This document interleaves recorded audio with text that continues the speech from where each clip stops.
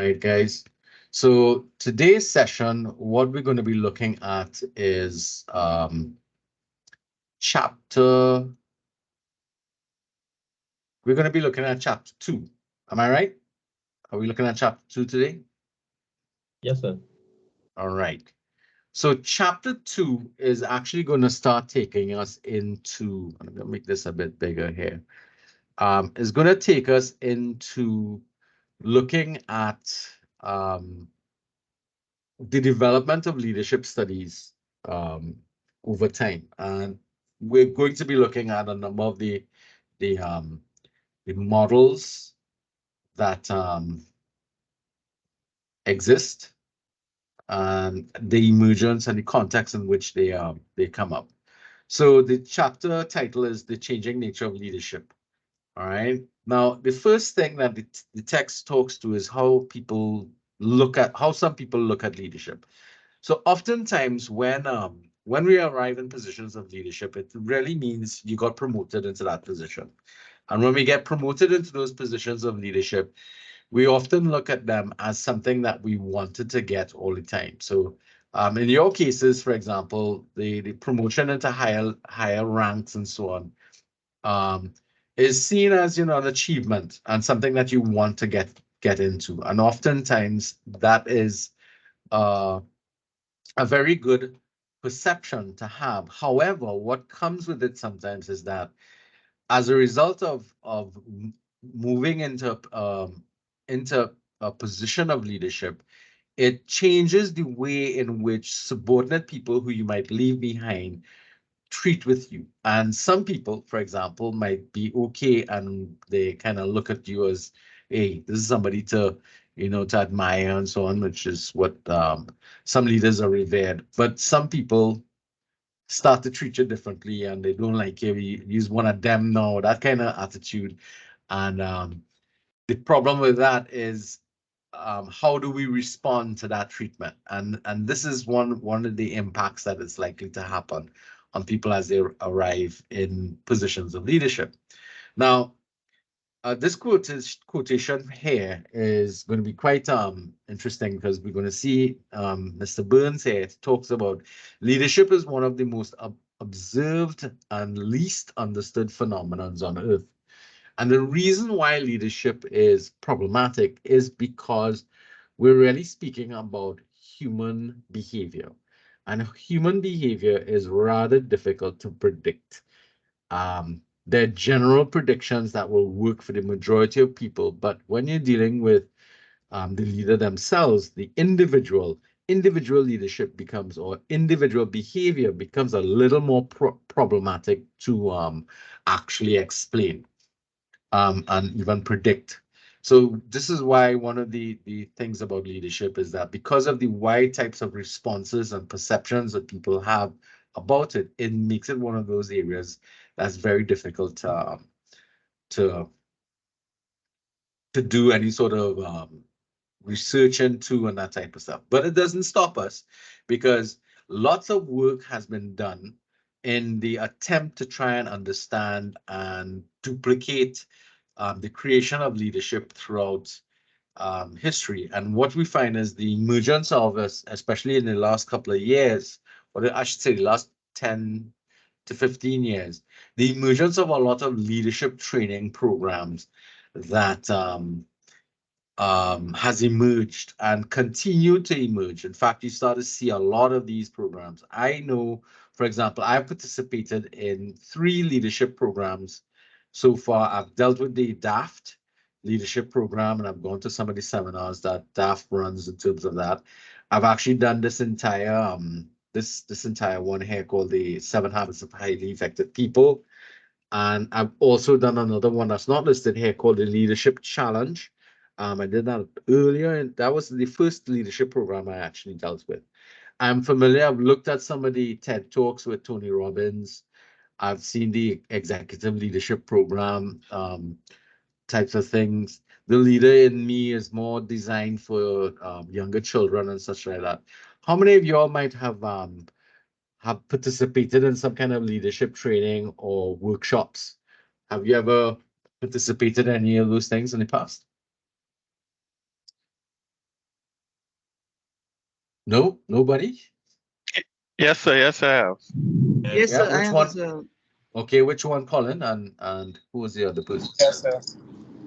All right, Randy. All right, so give me some ideas. What programs did you all do? Randy and Shelly. Shelly Ann, I should say. We're not shorten your name.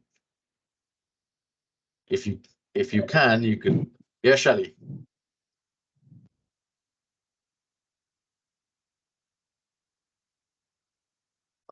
Shelly, if you're speaking, I can't hear you. That entails, All right, now I can hear you. hear me now? Yes, I Hello? can hear you now. I can hear you now. Hi, morning again, sir. I did a 2-week women law enforcement in All right, leadership course at in El Salvador. So that's what like it had the little language barrier, but they had a translator. But it right, was basically on women leading these different types of styles that a woman would have to a man type of leadership, leading men. right, The the the aspect of a woman being a mother, a provider, that type of thing of where you already have so many other things going on as a woman, I guess, how they compared it to a man, that it always takes much more for us in leadership as women. So it's how to cope, more coping yes, skills, enhancement, empowerment. right. It was Actually, interesting. It was, that's like excellent because it's one of the areas as women become more active in the executive of businesses and organizations. The issues and challenges of leadership takes on a different characteristic than with men. That's probably a good piece of development that you talked about. Waldron, you have your hand up. oh, yes, just as Shelley would have said, is basically the same thing that I would have done, but not it was senior women police throughout the region. We included Suriname and well, Guyana as within the region, we should say, but we included Suriname and no, El Salvador wasn't there, but it was a very good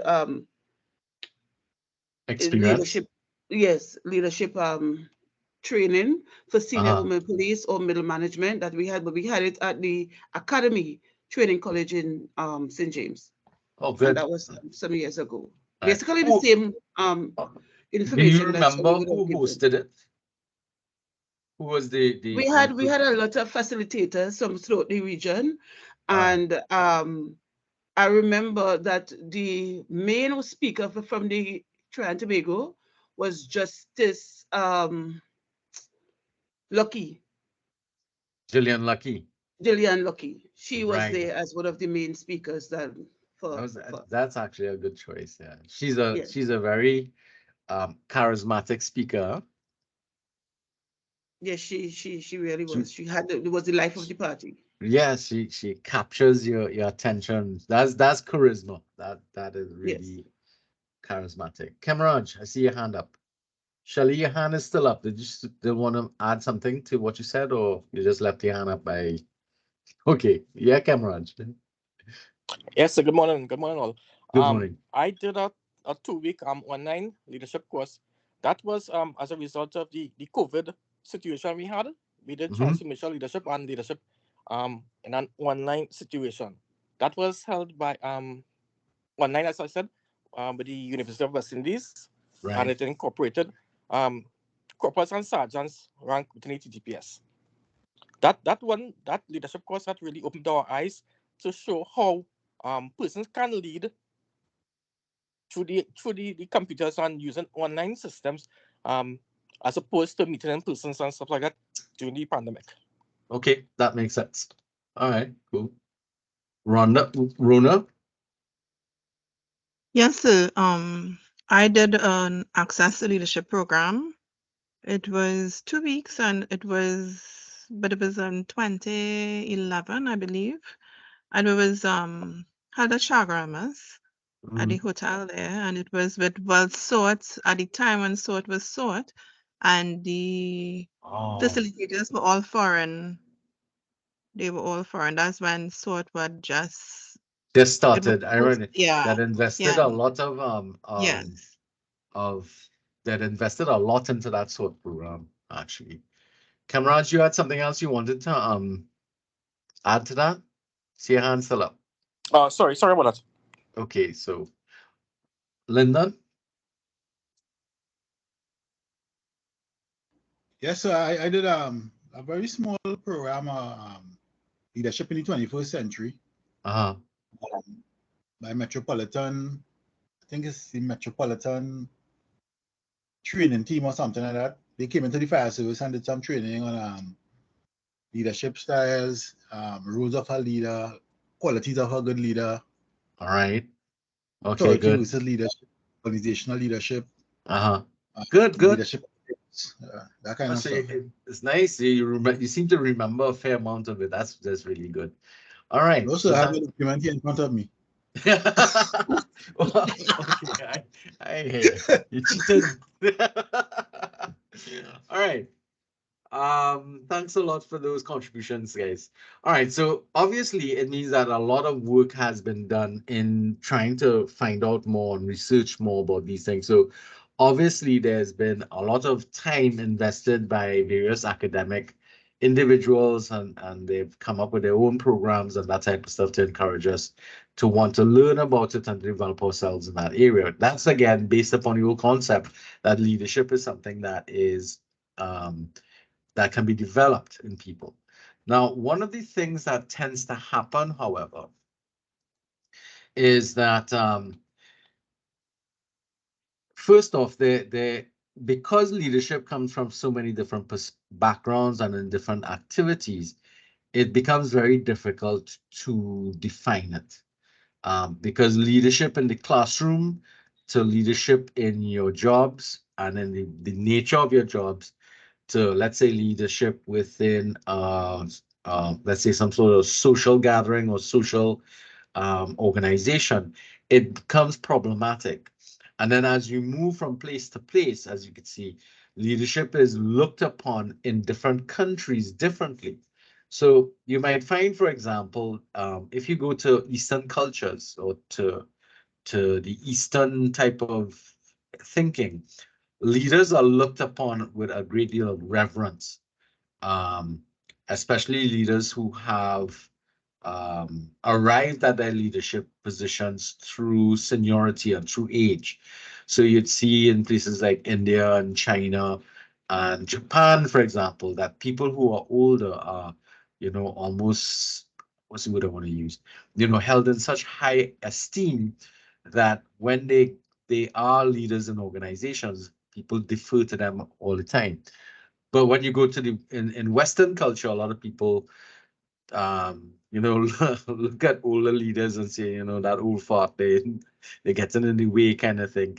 So there's a whole different approach to what leadership is and that type of stuff. Now, that in itself is one issue. And then we have the other issue is that when we have leaders or we appoint leaders or however our leaders come to their positions, what we are really looking for our leaders to do is to try and help us solve the problems that we face collectively as a country or collectively as an organization. So some of the things that we find we're looking to our leadership to try and help us deal with are things like climate change, globalization, poverty, that type of stuff. Do you see anything else that should be on this list here for Trinidad and Tobago, for example? Now, some people might, given your background, one of the things that should come up here is crime. That's an issue that we're looking at our leadership in the national security services to have. Seeing some charts here. Oh, some more people came in class. Who dat? Announce yourselves. Jared is here. All right. Jared Duncan.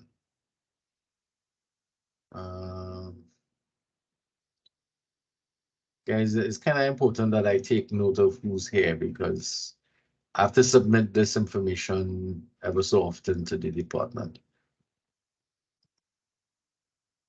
Excuse, just for your information, Kellyanne here. Who's Mr. it? Duncan keeps saying that he's getting. Kellyanne speaking to you, sir. Right there, I see And that. Duncan, and he's still saying he's having a lot of difficulty to get on. He said he tried all the devices he has, and he still isn't able to sign on. So he wanted you to know that. That's Johan you're talking about, right? So, Johan Duncan. Johan, yeah, okay. Wow. So some of the devices are just saying loading Microsoft Teams, loading Microsoft Teams, and there's nothing else going on beside that. So Okay. I had to So share this laptop. So actually, when that starts to happen, it means that there's a boot error. So you have to offload the software and reload it.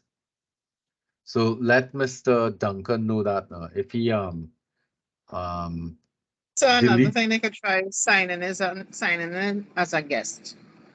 they could try that too. They could, but generally when you get that kind of login issue, it means that the software is in a what's called it's stuck in the boot mode. It's a typical problem that comes up a fair amount of times. Samsudar came in by chance? No. All right. Well, hopefully the others are, and one didn't make it yet either.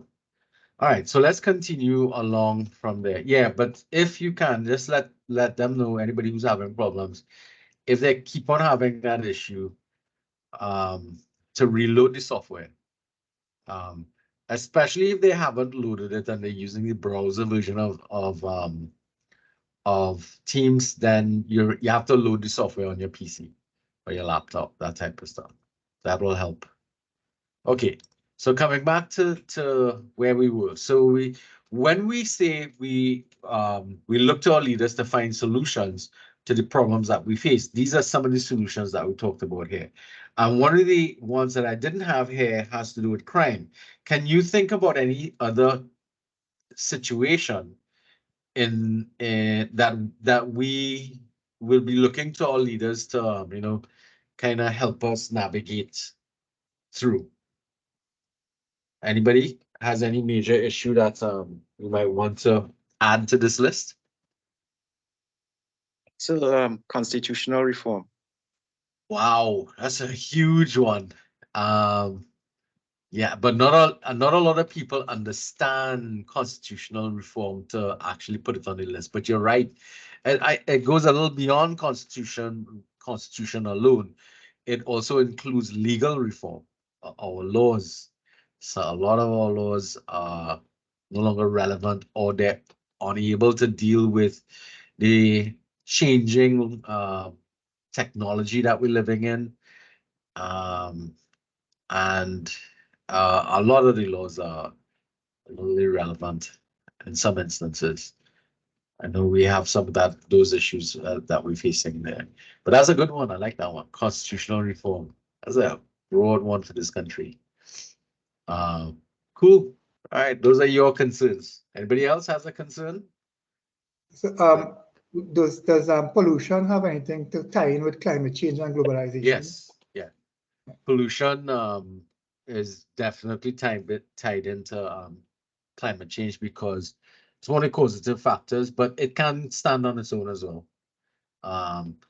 Globalization is a wide topic. It has a lot of negative impacts, of which deliberate pollution is also one of them, which goes dumping kind of situation. So that's something that we could look at as well.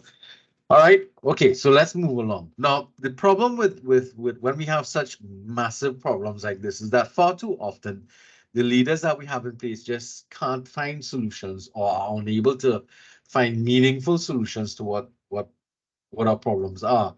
And as a result, we get disappointed. And then when we get disappointed with what happens, we start to distrust and feel very negative towards our leaders. And in turn, that reaction of distrust and despair creates something that the text refers to as the anti-leadership vaccine, because what happens is that that negative response that we have to leadership around us creates a untenable situation in which people feel less willing to wanting to offer themselves up to positions of leadership because of the negativity attached to the response that comes up. Now, we see this happening a lot in the political arena.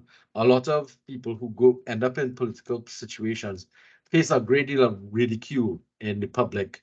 All types of memes and all kind of things start coming up about people, especially given the nature of what's going on. You find that kind of situation. So though the circumstances or the opportunities for leadership can be rewarding and self-fulfilling, it is a frustrating and difficult experience, especially not only for the leader themselves, but for the entire family. Consider, for example, the kind of headache that this gentleman from the police service, what was his name again? The one that came from the army. What was his name, guys? Police Mr. officers. Griffith. Right. Gary Griffith. Gary Griffith, yeah, GG. So, Right. so how you forget that man? So how you forget that man name? So, I don't know, again, old. I take my B that's Gary, you know. Icon like that man, sir. it just doesn't come to mind when you don't jot it down, you understand? So Gary Griffith, you can imagine the way his family, the kind of stuff that happened to him that would have upset the family and his children and that kind of stuff. But not, I'm just using him as an example, but all leaders tend to have that type of reaction from some people, and that can be a really souring type of thing for a person. And what ends up happening is that other people looking on will say, you know, I don't need a headache in my life. I don't want my family facing these kind of things. And what tends to happen is that the persons who get discouraged are generally the ones who you would really want taking up these leadership positions, but because of the ridicule that they face, or the position faces or creates, you end up having the wrong persons or the wrong types of people turning up or ending up in those circumstances and situations. And that is dangerous. Why? Because what we end up having is people who end up in positions of leadership who don't necessarily have the best skills necessary, nor the best motives for getting into leadership. They come into leadership primarily because I go in there to see what I could get for myself, and then develop a thick skin to all the ridicule and that kind of stuff, or the challenges that they face, simply because they want the spoils that come with it. I see a comment in the So sometimes leaders put yourself in that position. You have to know your role and your function. Sometimes they want to come and micromanage, as the case may be. So they put themselves in a position to answer questions that they really cannot answer. That's true, but at the same time, what we're talking about here is the broader impact that it has on leadership positions generally. So yes, sometimes leaders kind of put their foot in it, basically, but they oftentimes, because they're not functional or they can't get well, let's put it this way. Some of the problems that we have, the solutions necessary for them requires painful decisions. And we don't like those painful choices that they have to make. And we then, we find that, okay, these people trying to get us to do things that we don't want to do. Because that's part of the problem. Because in a lot of instances, the solution to some of the problems that we face requires sacrifice from everybody, but not everybody's willing to sacrifice. And as a result, so for example, what the problem of crime in Trinidad and Tobago can't be fixed with one-dimensional problems, one-dimensional approaches. We can't just, you can't come and say, you'll solve crime in Trinidad and Tobago by bringing back the death sentence. That doesn't treat with all types of crimes. You can't say that increasing the amount of patrols will help, will solve crime. No, because not all crimes are predictable. A lot of crimes happen within homes. That there are lots of crimes that are not reported. A lot of crime that we have in this country is driven by external factors outside the ambit of the police officers on the beat. And in some instances, there's vested interest by very powerful people in society that this criminal activity continues happening. Now, I saw somebody had their hand up and then it went down. Who was that? Waldron, you want to make a Jason? No, sir, Yes. I just wanted to say something in addition to what you just said, because the that gross murder that took place in Arima just some days ago, I was shocked to hear one of the neighbors saying that it's the police fault. What you Right? talking about? You're talking about the one with the With the children. A few days ago in Arima. Okay, I saw something about it, but I didn't read up on it because I was kind of focused on something else. Was Give me a about kind of four background children on that. between the ages of 12 and 19.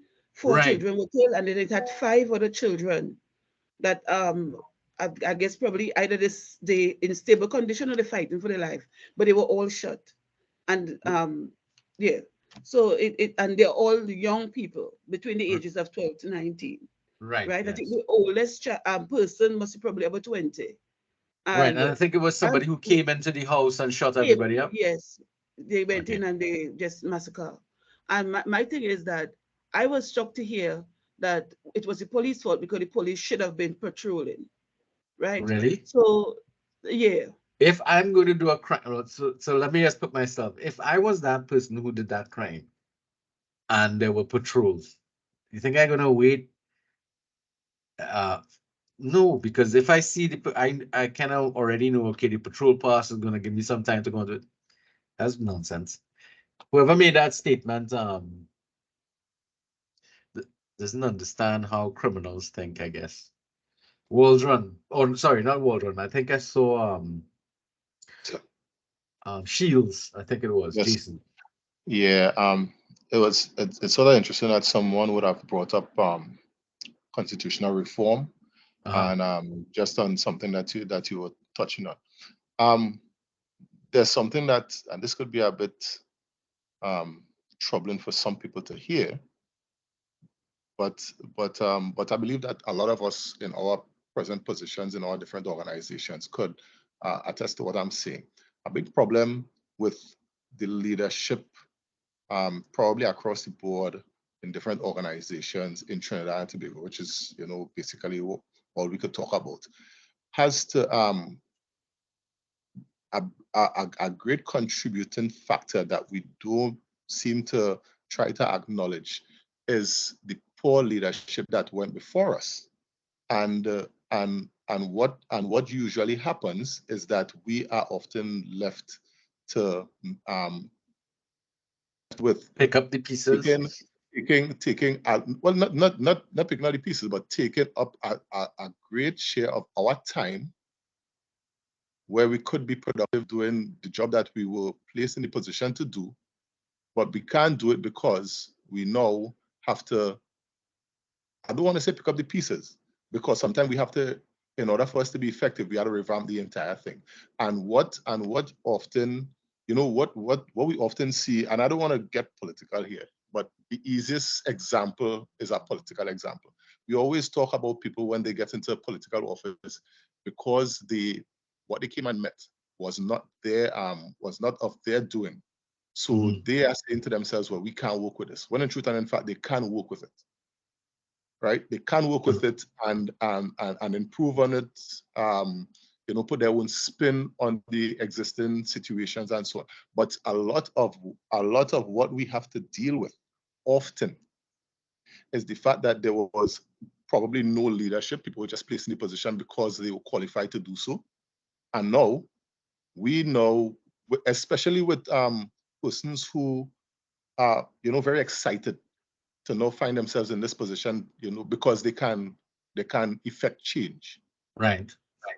Are confronted with a reality that, well, we can't really do what we want to do because we now have to do what somebody else should have done before we could do what we wanted.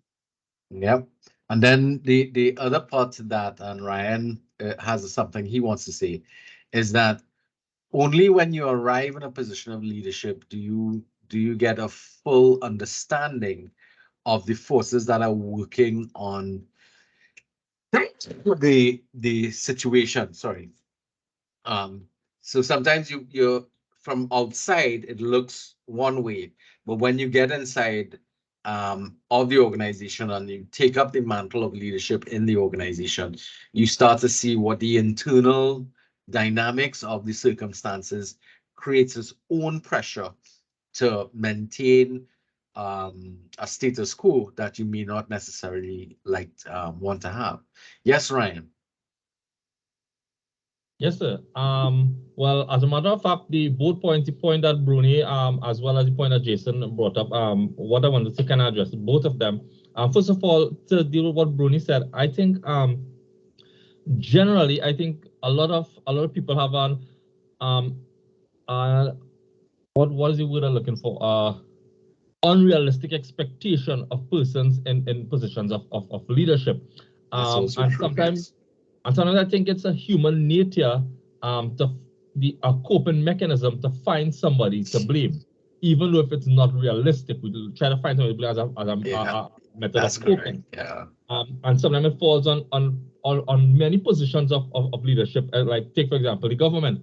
Yes, that's true. I would have heard a couple people expressing, and this is just one instance, because we have seen it so many times, a couple people expressing opinions of how the weather treating certain things, the weather treating, okay, like agriculture and whatnot. I think, yes, I know sometimes people just want a forum to vent how they're feeling, but it comes down, sometimes people actually blame, okay, we blaming the government for the weather. I don't know if they have they're hiding a rainmaking machine somewhere or something in a basement in Port of Spain. I don't know, but it's just one example of yes, I know how we look at and view persons in leadership that unexpected, unrealistic expectation. That is actually true, because a lot of times, given the types of problems that I listed, for example, above here, there's not much that we can do from, let's say, especially things with climate change and globalization. There's very little that governments in any country or you and I can actually do about the forces of climate change and globalization. We unfortunately have to deal with the consequences of it. But what can we do to help change it? Small things, maybe we can help, but again, it generally, what ends up happening is, because we're not seeing any proactive changes taking place, we start to blame people, and yes, we scapegoat some people for what we do. Now, we love to blame the government in this country for everything. You walk down the road and you fall down, it's the government fault. They didn't pave the road. They didn't find some kind of connection. So Ryan, yeah, that's true. Your hand's still up. Are you finished, or you? Yeah. Well, it actually goes straight into Jason's point, where because it actually happened to me on a number of occasions where looking out in from the outside, persons don't realize some of the systems in place and some of the things that are being done when you're not actually in the position. Yeah, that's actually true. Yeah. For a while, I would have been in well, we would say the middle management area of my organization, and we used to have these recurring meetings. We call them the command group meetings. Yeah. And things would have been done and things would have been said and decisions would have been made and whatnot. Now, the persons would have been under us basically, or not all the times would agree with some of the decisions being made. Correct. And they may not always take it with that level of acceptance. And after like a couple of years later, there are persons who would have been promoted and would have entered into that forum and would have come on after and approached me personally and saying, I didn't even look at it from this perspective. I didn't realize all the things that you all were doing and would have things and decisions would have been made and position that you would have been fighting for that probably you didn't get through it and would have now actually get a full appreciation of what it takes and the things that are being done behind the scenes. That's actually that, and that happens with with lower level organization, well, when people are in lower levels of organizations, it appears as if the solution is very simple. But when you're in a position of authority in an organization, there are far more factors that have to be dealt with when you make a decision that other people may not be seeing or being taken aware of. I think I saw Stacy's hand up, Stacy Rose. Yes, sir. Another ahead. spin on what Jason said is that some people, they say they want to leave a legacy and they don't care what they do back then to leave their perceived legacy, and we paying for it now. That's one. That's And true. onto what Ryan said, yes, we make decisions for the management makes decisions for the lower level, but we don't involve them and we don't create buy-in because we are leaders. We figure we know everything and we don't. They are the ones that actually doing the job. You understand? So they will see it from a different perspective. Yeah, you're than right what about we that. as Yeah, leaders. actually, you're gonna find that in change management and there's a chapter that's gonna deal with that.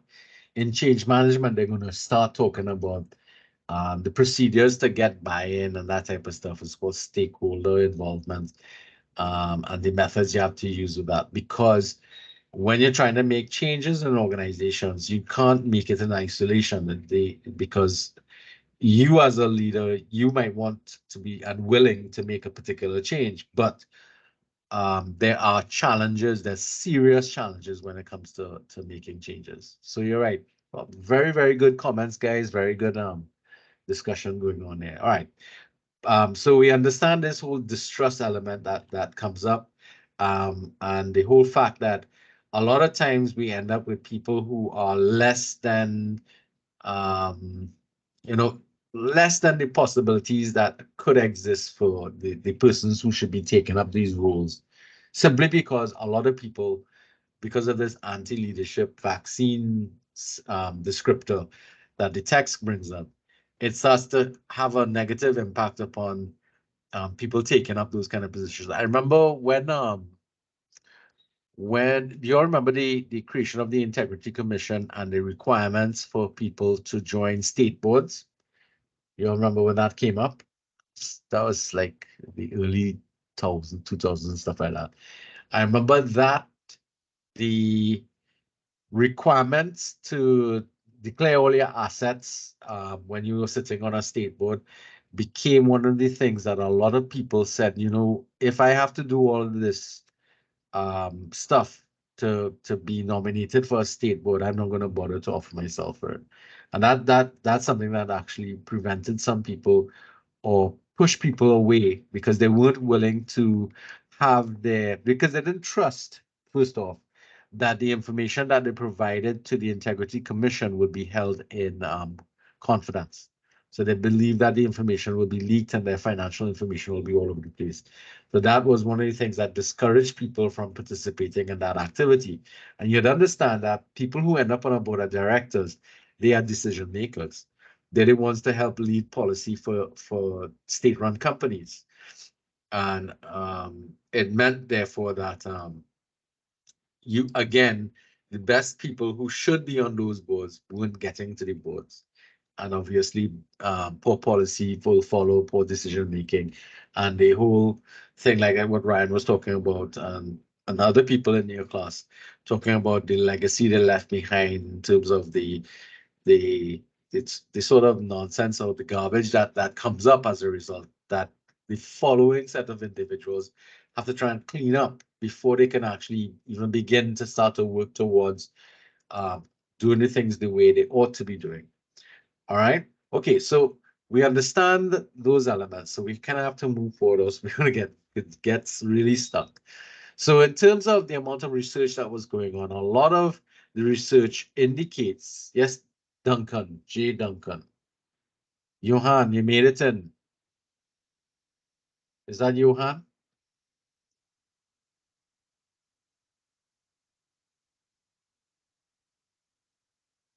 You able to open your mic up, Johan? I'm not hearing you. You might have to reinitialize your audio.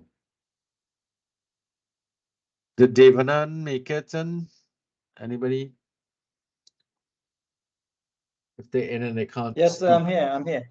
All right, okay, Devanan. Not Devanan, no. Samsuda. I think I saw him come in, but I'm not seeing him anymore.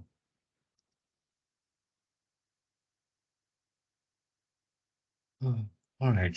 If he makes it, then just let me know, okay, guys. All right. So a lot of the research actually gives us a real insight into some of the errors or some of the myths, as they talk about here, in terms of leadership that we're going to have to deal with. So let's look at the kind of myths that has come up through history. So one, leaders are born, not made. That's a myth. All right. We wouldn't be doing this program if this was the case. Leadership is hierarchical, and you need to have formal positions in organizations to be able to have status and power to be considered a leader. You must have charisma to be an effective leader. There's only one way to lead. There's a standard way of leading. It is impossible to be a manager and a leader at the same time. And you only need to have common sense to be an effective leader. All right, so let's see what the truths are. So the first one is leaders are made, not born. That's the first truth. And the reason for that is because although you may be born with some characteristics that set you up as a potential leader, without the proper development and training, you'll never move on to become a great leader and a more effective leader. Yes, we could say that some people seem to be born with an innate knowledge or innate desire to want to lead. We see that with children and stuff like that. But without appropriate training, without appropriate development, those skills can never be fully developed. So that's the main thing from this that we talk about. And one of the things that helps to shape people's leadership that we don't talk about is the person's environment. The place and the situation that you find yourself developing is going to impact upon your ability. And those are the things that we have to pay attention to. So yes, leaders are made, not born. However, there are arguments that there are some people who are predisposed through some genetic values or genetic markers that set them up for leadership. All right. When you all get involved with the debate, you all are going to be debating this topic. Well, it's one of the topics that you can debate. All right. So leadership occurs at all levels. It's not only at one place. So if you think about this carefully, you have executive leadership that sits like at the top of an organization, but every step as you move through an organization have leadership within each level. And the more progressive an organizations that exist outside there, they actually move towards flattening the organization by trying to have their hierarchy kind of level off and empower people in the organization at all levels to take up leadership responsibilities and leadership roles. This gives people what one student here was talking about, one of you guys was talking about that buy-in, because when everybody in an organization feels as if their contribution of what they think, what they say, and what they do is important to an organization, then it gives them a sense of empowerment to want to take on leadership positions, but more importantly, to be leadership in their outlook. So every opportunity that exists within the organization encourages them to want to participate and get involved in making decisions, get involved with doing the things necessary to move the organization forward. That level of buy-in can only happen if the leadership encourages and empowers people at all levels of the organization to want to become leaders, to want to participate in the leadership activities.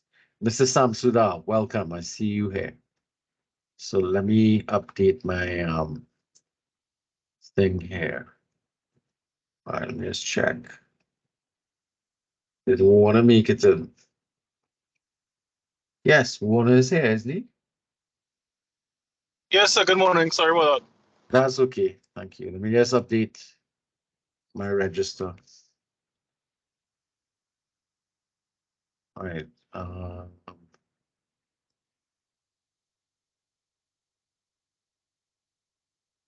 So technically everybody's here.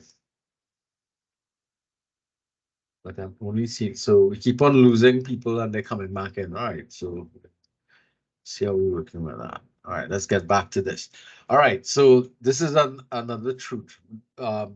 In progressive organization, leadership occurs all the way through the organization. Strong organizations have that type of thinking and that type of development.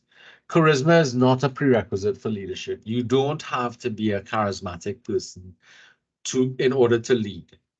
In fact, it's been seen that charisma can be problematic because charismatic people create emotional disturbances in the people around them.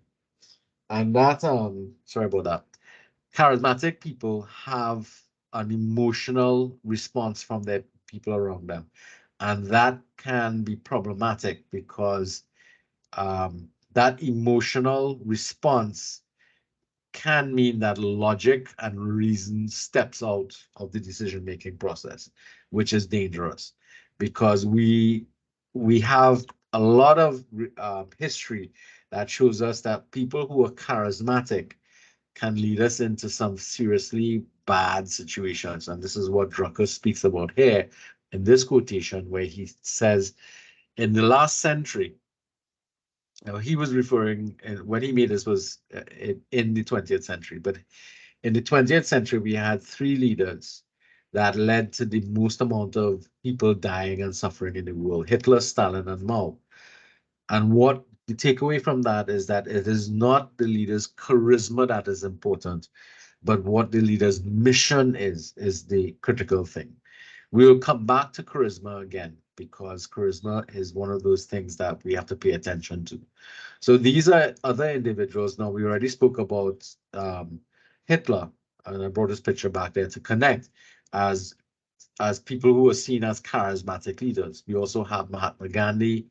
We've also looked at Martin Luther King before, all of them being quite charismatic in their approaches. I mean, if you listen to that "I Have a Dream" speech, you can hear it in his tonality and his voice and that type of stuff. But what about this gentleman here? Anybody recognizes him? That's Jim Jones. Yes. And what was he known for, Jason? Yeah, killing 900 and something people in Guyana. He was a religious leader in the 1970s. You know, forgive me because this is something that even as a teenager, when I was sort of introduced to it, there's a movie called The Guyana Tragedy on the whole thing. He was a religious leader from the United States, and you know he needed in developing his flock and so on. Yeah, Heaven's Gate. That was the organization. Yeah. You know, and he I think it was the People's Temple or something like that. Yes, the People's Temple. You got it.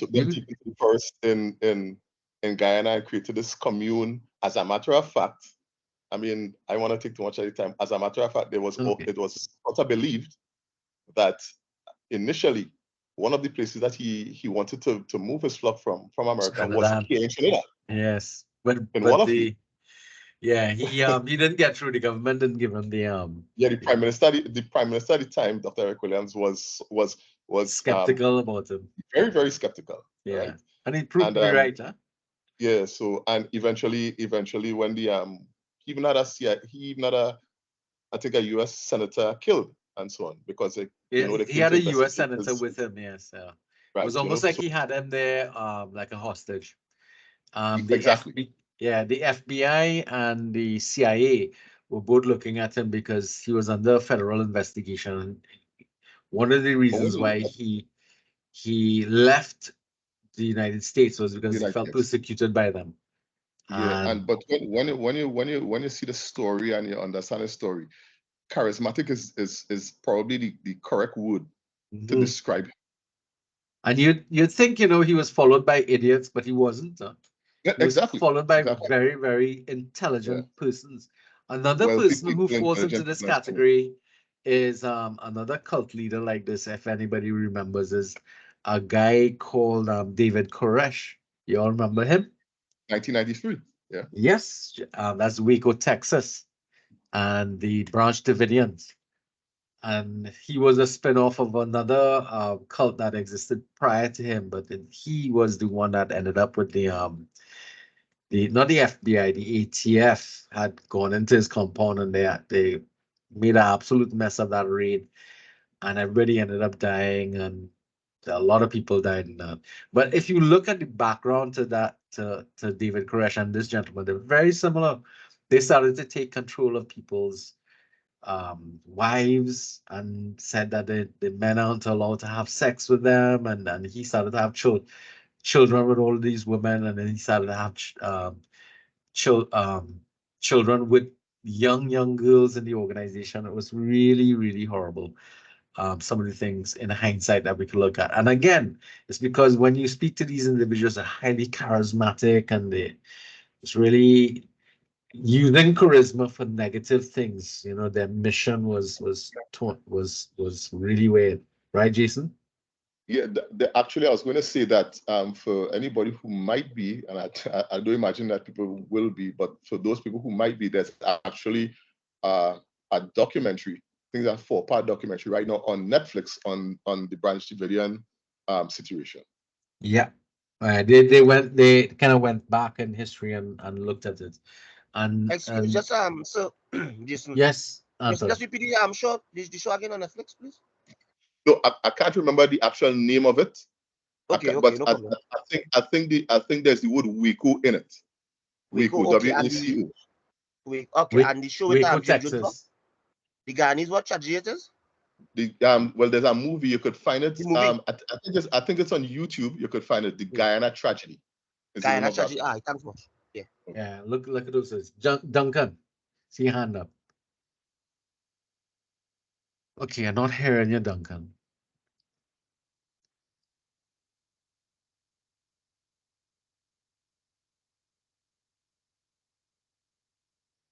You need to check your audio settings.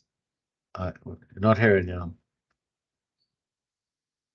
Oh, man, it sucks. He had so much trouble coming in, but now for this.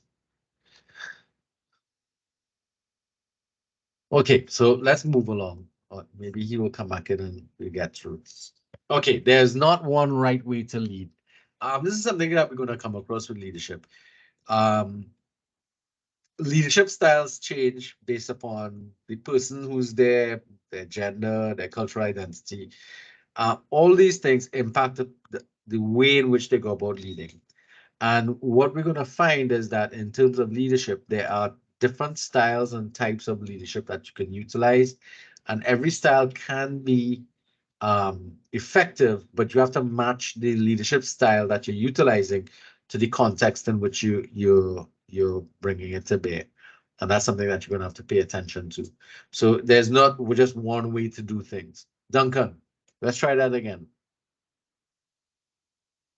Jason, not Jason, Johan.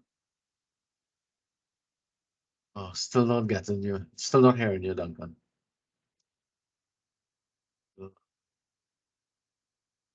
Unfortunately, I think on your way in, you might need to check your devices and stuff when they're coming into the thing. So it might be a setup issue there. Configuration of whatever audio drivers you're using. Still not hearing you. Man, that's a problem. If it's a critical question, you can put it in the chat and I'll bring it up. All right. If you can access the chat. All right. So the next myth that we want to look at, or the next truth, the importance of distinguishing between management and leadership.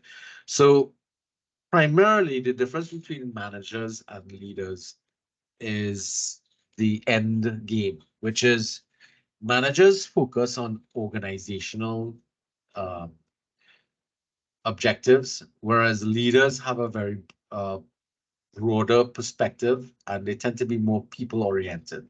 So what you're going to see here is that managers are those who are focused on the organizational needs and wants. But a leader has a broader perspective of what objectives should be. In fact, somewhere here they say managers are preoccupied with doing things the right way, whereas leaders are focused on doing the right thing. Now, what's the distinction? The right way in an organization is the way that the organization approves the activity. But the right thing may not necessarily correlate with the way in which the organization is doing things. And that has happened in a lot of instances, especially when it deals with product safety or the safety of workers, that type of stuff. So you'd see that the situation is going to be one where the leader tends to have a broader focus and can in fact be more ethical in their behavior as opposed to managers, because again, managers are focused on the profits of the organization. And in some organizations, unfortunately, profits in that organization means other people are suffering as a result of the behavior of that organization. So at the end of the day, however, you can be both a manager and a leader. It depends upon the organization that you're working in. So the possibility exists that you can have two types of things happening there. In any event, what you have is leaders in organizations who have to operate both as manager and leaders. It doesn't mean that they can't do them at the same time, but they have a tendency to, move between one to the other. So managerial functions, especially those functions that are more organizational in nature, whereas the same person can be sitting in the office there and, counseling other employees, dealing with their issues, helping to encourage and motivate them to do things. Those are where the leader is taking more leadership activity, and of course there's some level of intersection between the two. So you can in fact be both manager and leader. So that's something that you would have to a myth that we'd have to dismiss. So obviously we won't be here if leadership isn't a teachable activity. And the methodology of developing leadership in the case that we're looking at is going to be looking at developing you as a lifelong learning activity. Because when we finish this, you'd realize that all the leadership developmental program that we're looking at in this particular case here requires oftentimes going back and reevaluating what you're doing and learning in a lot of instances through trial and error, and from learning from your errors and mistakes. All right. Well, not only errors and mistakes, but also your successes. So it's always going to be a reflective type of activity that you're going to be involved in. That's what leadership is. Leadership ought to be more reflective in nature. All right. So the term leadership itself. So when we start to define leadership, this is where we have to start going back in history and start to look at the development of the concepts and ideas that we look at today. So prior to the 1300s, the word leader didn't exist. The first time they came across leader in the written English language was in the 1300s. Now, obviously, the concept of leadership was probably around because, well, not probably, it was around. It's just the word itself didn't come about until the 1300s.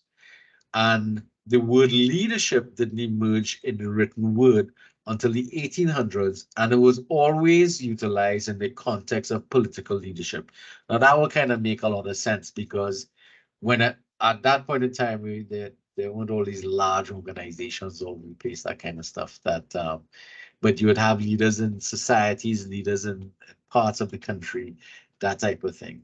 Leadership will also be, and it would be obviously in terms of control of the place that you were in, the country that you were in, the county that you were in. It'll be about the leadership, both local and regional in the thing. Formal definitions started to come to bear from the 1900s to the 1929. So there were very few some definitions existing prior to the 1930s. Then after that, we started to get definitions galore because studies into leadership activities and trying to understand leadership started to develop from the 60s going on, from the 30s going on. So we find a lot of it, however, is couched in academic studies, and obviously we have find ourselves with in the 80s you have 110 definitions created by scholars, 221 found in books and other scholarly publications, 366 publications on leadership that don't include formal definitions of the term. So a lot of times people are writing about leadership but not defining it. And that's again because of the issues of how to go about defining things.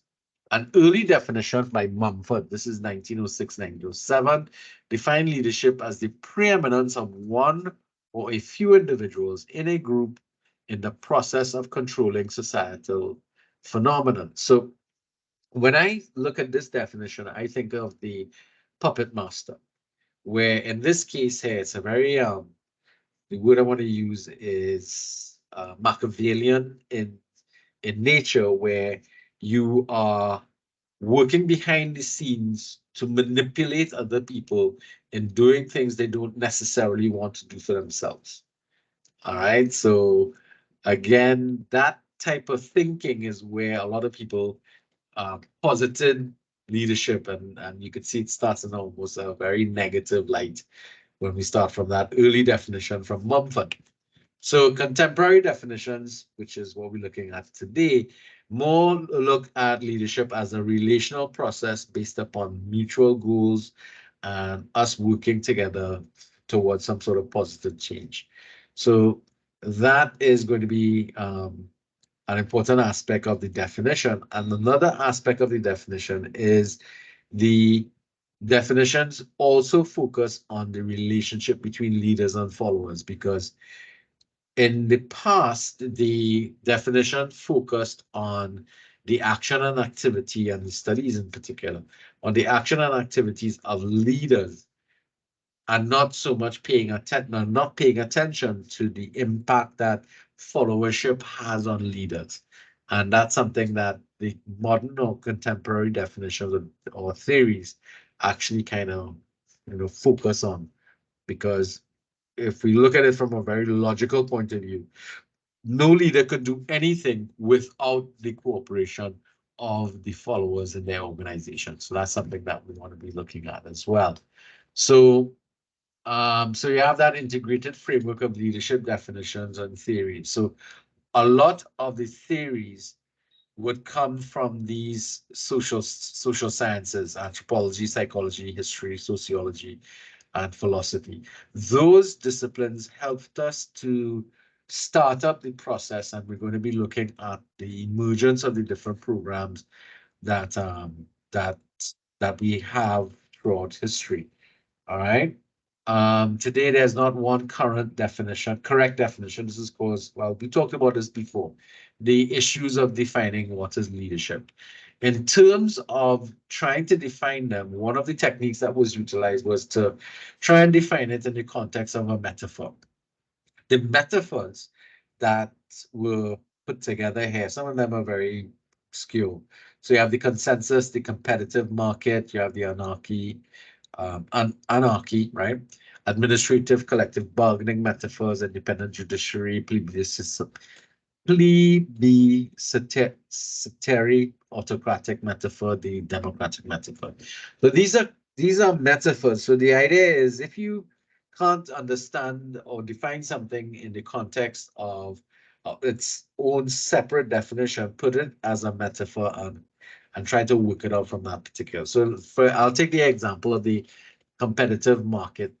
In the competitive market, the firm that arrives in a position of leadership is the firm that becomes the largest in the market. So they are actually able to control the market and take because the product or service that they're offering is probably the most attractive, maybe it's the most affordable, and therefore they like leadership as that person or that organization that takes control of a market space. So that's the comparative that they're looking at. Now the one that I like the most is the metaphor of leadership like in an orchestra. So when we look at this photograph here, the leader is the gentleman with the stick. We call that fella the conductor. Yes? But is the conductor making music? Is he playing an instrument? So why is he the leader? But he's the leader. He's the conductor. But what this metaphor shows us is how dependent the metaphor, the leader is, I should say, on the abilities and performance of the musicians that they're leading. And this is the comparison that we're talking about here. Without everybody working together, nothing can be done. So it's almost as if we allow somebody to be a leader and we allow somebody to coordinate things that we're doing. And that's what's happening with the musicians here. So another take on this is the jazz musician utilized. So Dupree brought this metaphor up as the jazz musician to illustrate that purpose. So the jazz band leader must choose the music, find the right musicians, perform in public, and he has to be aware of the other things upon which he's dependent: the environment, the volunteers playing for the band, the need for everybody to perform as individuals and as a group, the absolute dependency of the leader on the members of the band, and the need of the leader for the followers to play well. Now, guys, any of you all here have ever performed music in a band circumstance or situation? Or have you gone to see performances by musicians? You can even put this to the point of a soca band, for example. I see a notification here. Let's see chats. Yes. All right, so I see Jason puts in the chat. The name of the movie is The American Apocalypse. That's the Waco, Texas one. Waco, American Apocalypse. All right, so yes, I heard somebody say to me that they are performing in a band. Who was that? Stacy. Stacy, right? You perform. Is it panside or Pan. orchestra? Pan, right? So did you have a conductor or band leader Yes, sir. who was conducting things? So you Yes, sir. understand, right? So you understand, in order for the performance to be good, everybody has to know their pieces, perform well individually, but also follow the leader to play together to get to sound good. That makes sense? 100. Yeah, okay. So some of the guys might understand this other metaphor that I like as well. And I like the sports metaphor. So I'm thinking about football in particular. Now, a lot of us like to put together the ideal, or what we call the best of the world versus the rest of the world kind of thing. So you choose all the best players in all the different positions, and you bring the stars together into one team. The problem with that is that if, as a manager or a captain, you're unable to get people to perform in their spaces properly and coordinate their activities with each other, you could have the very best people playing in the team, but because they're not playing as a team, they're just playing football, then they're going to lose. Yes? People understand that? I see another comment coming up. The band is the conductor's instrument. Right. Okay, Brendan. I like that. That actually makes sense. Yeah, yeah. But he is absolutely dependent on the band. But Brendan, you can open your microphone and say these things, you know. All right. But if you think about it from that perspective, the footballer, the football analogy that I'm making, or metaphor, is one where the leader might be the captain or the team manager.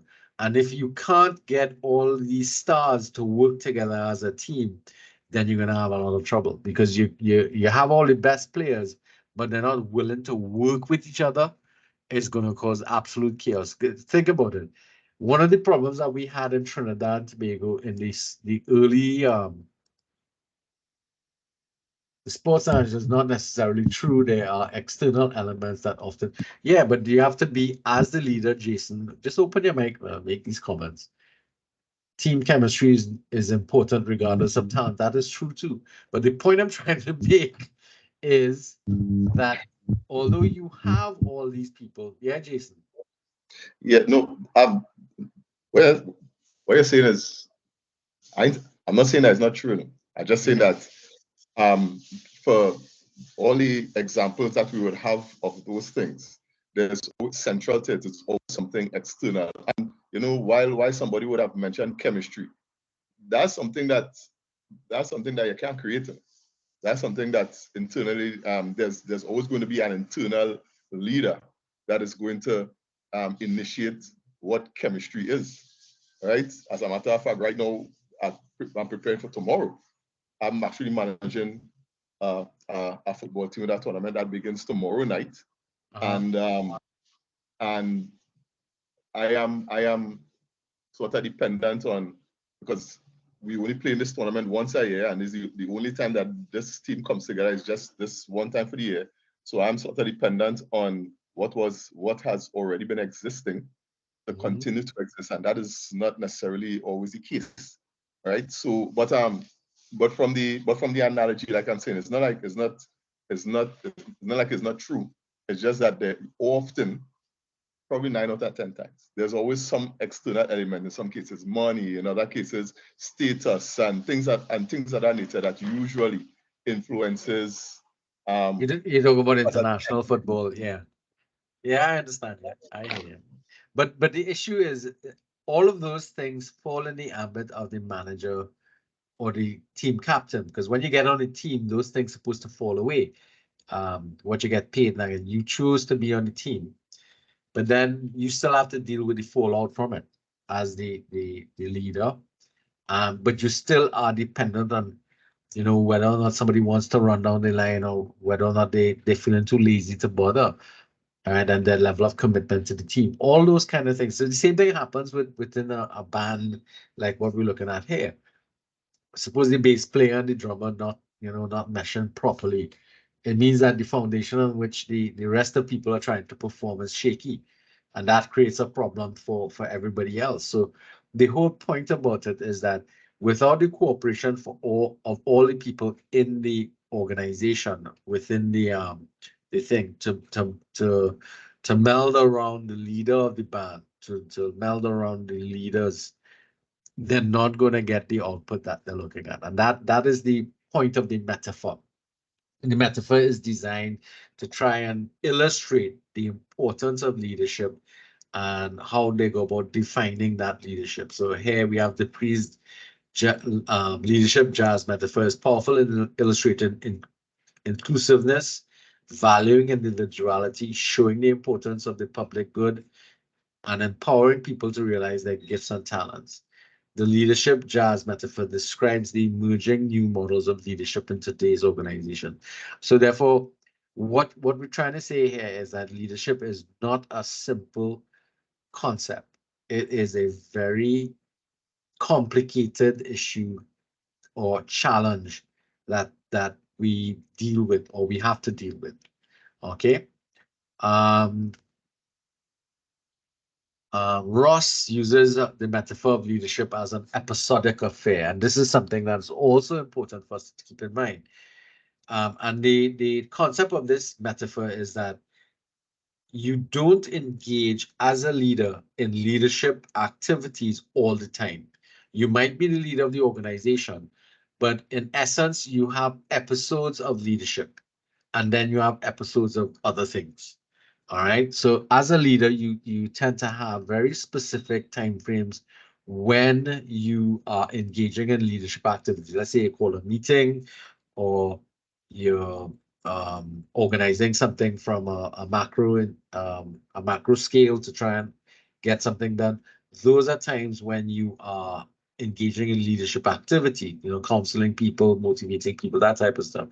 But when you sit down in your office and you're writing a memo, or you're doing up the schedule for activities, or you're answering mail, that is not a leadership activity. That is managerial activity that you're getting, or operational activities that you're getting up to. So again, the concept of leadership as an episodic issue or episodic affair is also an interesting metaphor to describe leadership. It's not something that's done constantly, but we spend some amount of time engaged in leadership activities and some other time engaged in operational type activities that we want to pay attention to. So we can leave this off because that becomes almost like so the takeout from this is that leadership is complex and it's elusive. Those are the concepts that we're talking about, and utilizing a multidisciplinary approach to trying to understand and explain it is probably going to be the best way that we're going to be looking at moving this forward. So one of the things that we want to pay attention to is how behavioral sciences try to go about dealing with this. The unfortunate thing is that a lot of the theories that we're going to look at all had these very same criticisms and shortcomings. The field of leadership studies is characterized as being robust and respectable, but there are some criticisms that we have to look at, and we have to understand why they existed. All right, so these are the leadership models that existed, and we're going to go historically through them. So this will be what we'll be dealing with for the rest of the evening. All right, so the first theory that existed was the great man approach. So the great man approach sits upon the concept of Darwinistic thinking. So what was Darwin's theory that we can remember here? Anybody knows Darwin and what his main theories were and thinking? All right, so to help move you along, Darwin had the theory of evolution, and in his theory you had survival of the fittest. So it was only the fittest of the species that will continue to exist. The rest will die off over time. All right, and that Darwinistic thinking meant that in the great man approach, only the leaders with the appropriate traits or characteristics will continue existing and will continue to maintain control. Now, the great man theory sits upon the emergence of a particular group of individuals in a particular family arriving at becoming the leader. In this case, here you're talking about a bunch of brothers, and from those people, they emerged a king. Be it because of their power, their influence, their strength, their ability to get the respect of the people around them. Those were the things that will lead them into a position of power. And their position of power then was passed on through their bloodline. And their bloodline was what determined that they become king. So you'd recognize that here we're talking about, if you look at some of those medieval movies and stuff like that, you'd actually see this in practice, where the only person who would become king would be the son of the king, the prince, So you have the king, and the king must have some sons, and one of those sons would become the next king, and so on. So we have the monarchy kind of situation there. The theory about the great man, it sits upon the existence of an aristocratic class that was considered to be superior to everybody else. Yes, Waldron.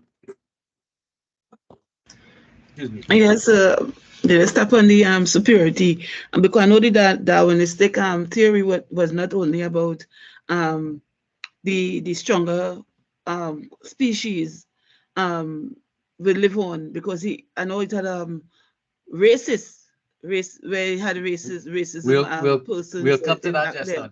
We'll That come. was All a right, okay. yeah. He led to a different theory, the Yes, emergence of of course. another theory too. Yes, and we'll come to Yes. that in a little bit. What you're Okay, talking so about is eugenics, the eugenics, of course. right? So that's going to come up in a little while. Now, the great man theory, Ms. Waldron, thank you, actually ignores the emergence or the possibility of women taking up leadership. All right. So women such as Joan of Arc and Catherine the Great and those people, they were just Mary Queen of Scots and Queen Elizabeth. This theory just simply says no, no, no, no. Women can't become leaders. So they just simply ignore them. That was their treatment of it. So obviously this theory didn't hold up for very long. All right. Soon enough, the next theory that came up and started to become popular in the early 1900s was the trait theory. Now, this theory now started to say that, again, there were particular characteristics of individuals that would lead to the development of a leader. And this is where, Ms. Waldron, we start to come into the types of traits that came up from a genetic point of view. And this is where eugenics comes up. Now, this quotation here, it's assumed that leaders had particular traits such as intelligence, height, self-confidence, and that would differentiate them from non-leaders and thus made them successful. Now, what they're not stating here, because of the nature of this textbook, and it kind of didn't want to shine the light on this a little bit, was that this comes out from the concept that there were genetic things. So the things they didn't talk about here that were brought up as the traits that particular leaders: intelligence, height, self-confidence, male, white, blue-eyed, blonde hair. Those were the conditions that you had to have asymmetrical faces, that type of stuff. Those are the conditions or the traits, and they had to be self-confident, they had to be well-spoken, they had to command the attention of people. They also had charisma involved with this and that type of stuff. And this came up in a situation where it was believed that there were particular groups of individuals who exhibited similar types of characteristics that were better than other groups of individuals who had different characteristics or traits. People who were dark-skinned, people who were who had any form of disability, anybody who had mental issues. All of these people were seen as being subhuman. And one of the things that also came into that was people who were dark-skinned and didn't fall into the categories. That's where the eugenics comes up. That's what Hitler was utilizing as well to justify because Hitler didn't only encourage the killing of Jewish people because they were also seen as being subhuman individuals, but also Black people were also seen as subhuman and only worthy as beasts of burdens. That was their thinking. Same thing happened with Indians. Anybody who was gay, anybody who was had any form of disability, all of these individuals were looked upon as being subhuman and therefore would have been part of the group of individuals that would eventually have been eliminated in the Nazi thing. Now, in the 1900s, research, however, so they a lot of times people used to just write opinions about they use something called normative methods of coming to some sort of thing. So it was based more on opinions, and those opinions had little to no scientific background. But the research that was conducted in the eugenics studies actually failed to produce this list of traits that would ensure that those traits were what all leaders would have. Because if you really think about it, height, intelligence, self-confidence, most of the biggest leaders in history, if we think about it prior to the 1900s, or those that came up subsequently, they don't necessarily carry these kinds of traits. For instance, Napoleon was short. Trafalgar had one hand. You know, all these kind of things. Those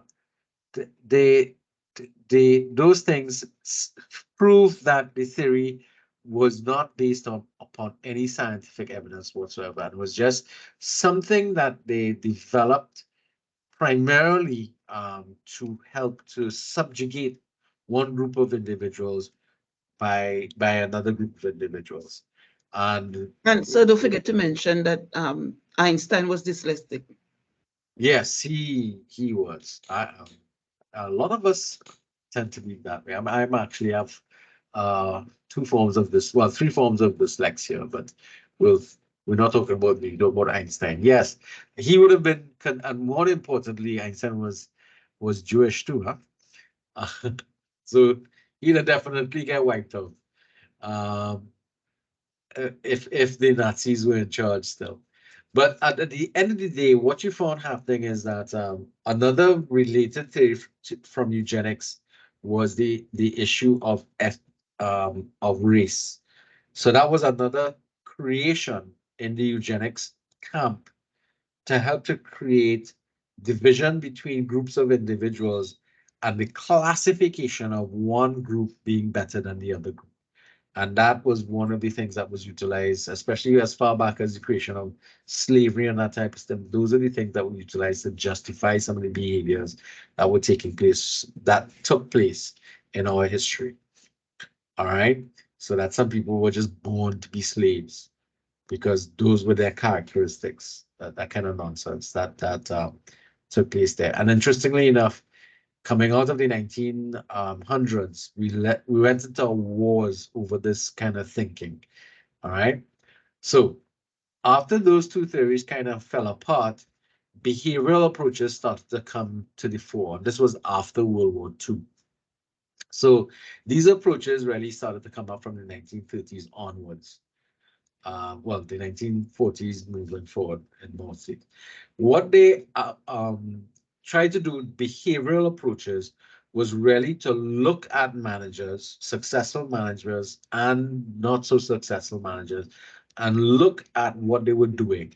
So what were the things that they were doing that made them effective or not effective? And a couple of programs or theories basically came up. So basically what they were looking at was, what were you doing that made you good? And what we have to think about too is a lot of these theories were posited upon the research conducted during the 1950s and 60s. So we just, so 1945, we had the end of the war. So a lot of this stuff couldn't take place. And of course, it took some time to kind of pick ourselves up and as human beings and move forward. So the study of leadership kind of had to take a break during the wartime.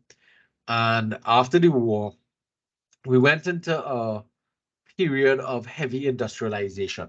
So you had a lot of production because you had a lot of things we had to fix.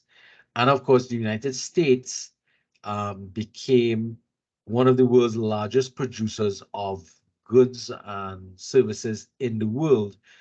And they utilized the Industrial Revolution as one of the ways in which they were able to move forward, especially with the creation of the assembly line and the separation of tasks, of jobs into tasks, and that whole assembly line activity kind of laid the groundwork for a very an industrialization or industrial approach to looking at things.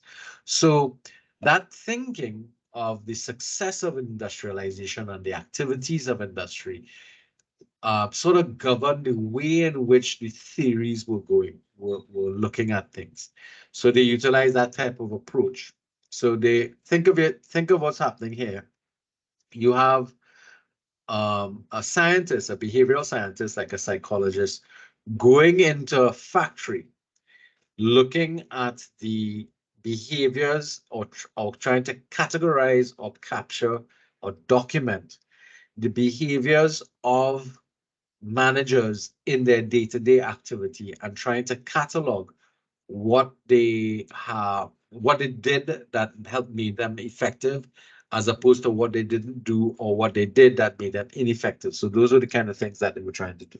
So in my mind, I'm thinking of a guy in a white lab coat with a clipboard, checking off or making notes while he's observing things. And interestingly enough, in psychology, we've learned after the fact is that when you know you're being observed, it changes your behavior.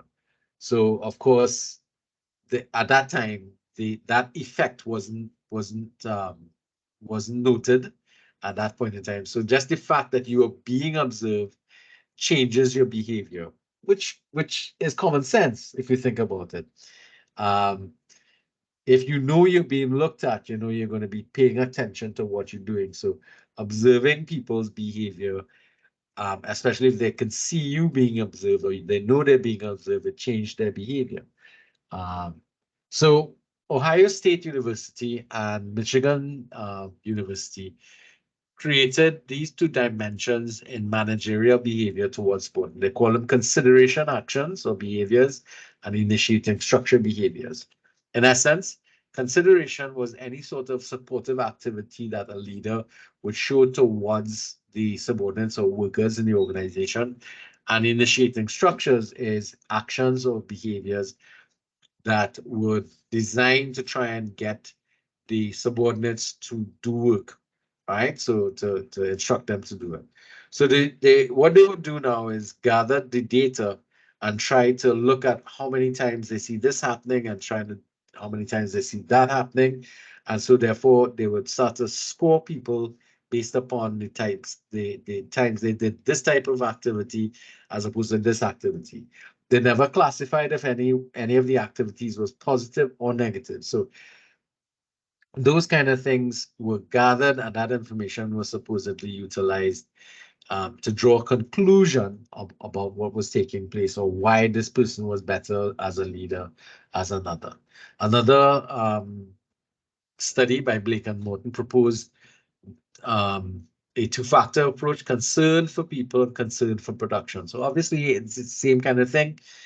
Actions that were taken by the manager that showed that they were concerned for people, the people in the organization, was measured versus actions that was taken that showed concern for output and production. So again, you're collecting data, trying to look at managers and what they were doing, how much time they did this and how much time they did that, and they tried to conclude that effective managers showed high concern for people and production. So what does that mean? Do you have to balance your actions between the two? All right. So again, inconclusive type of finding. The Michigan study that we talked about before included the identification of relationships now among leader behavior groups, and they tried to measure that. So they came up with a trifecta type of thing here: task-oriented behaviors, relationship-oriented behaviors, and participative leadership behaviors. So task-oriented would speak to those behaviors that were focused on the output of the organization. Relationship was on those things that the leader did to encourage, motivate, that type of stuff that, be friendly towards people. Participative leadership were behaviors in which the leader allowed for people to have a say in their leadership activities and decision making. So here they tried to look at that, at creating more elements to observe in the behaviors of leaders, both effective or what was considered effective as opposed to ineffective leaders. Now, interestingly enough, effective leaders were those that were creating the most amount of output, as opposed to those who were ineffective, whose output was probably marginal and not that type of stuff. So that's how they measured that. At the end of the day, the behavioral approaches try to offer too simple an explanation to the issue of leadership.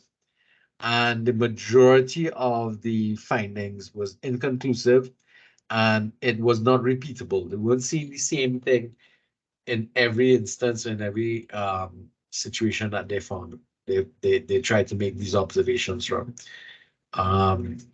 What they started to realize is that one element was being left out, which was they weren't paying attention to the context in which the observations were being made, and the activity was being conducted. So that led to the development of the situational contingency approaches, or what is generally referred to as contingency approaches.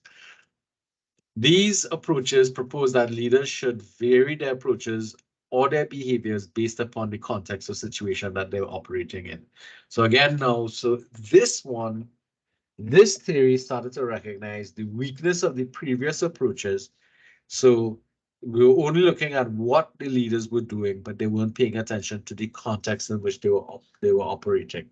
So it meant that now they were trying to look at the contingency theory was going to try to look at the context or the situation in which they were operating, as well as the behaviors of being seen or observed by the leaders in those things. So contingency theories incorporated situational moderator variables to explain leadership effectiveness. Situational theories emphasize that leadership behavior cannot be explained in a vacuum, that elements of the situation must be included. So obviously this made for a more complicated approach to trying to explain the theories. So you had two contingency theories, major ones that were developed. The first one was called the least preferred worker model, developed by Fiedler in the mid-1960s, which described how the situation moderates the relationship between leader traits and effectiveness. And the second one was the path goal theory, originated in 1957 by Giorgio,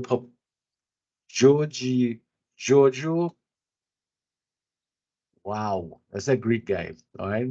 And he posited that if a group member perceives that high productivity to be an easy path to attain his personal goals, then they would tend to be a high producer. But if the personal goals are obtainable in other ways, then they're not likely to be a high producer. So this is actually a precursor to motivational theory, because if you think about it, the objective of the leader was to try to increase the personal rewards that these subordinates would receive in the performance of the tasks. What's one of these guys? In performance of the tasks to get to the goals of the organization. Guys, hold on 1 second. I'm getting a call. I think it might be one of you guys. Hold a sec.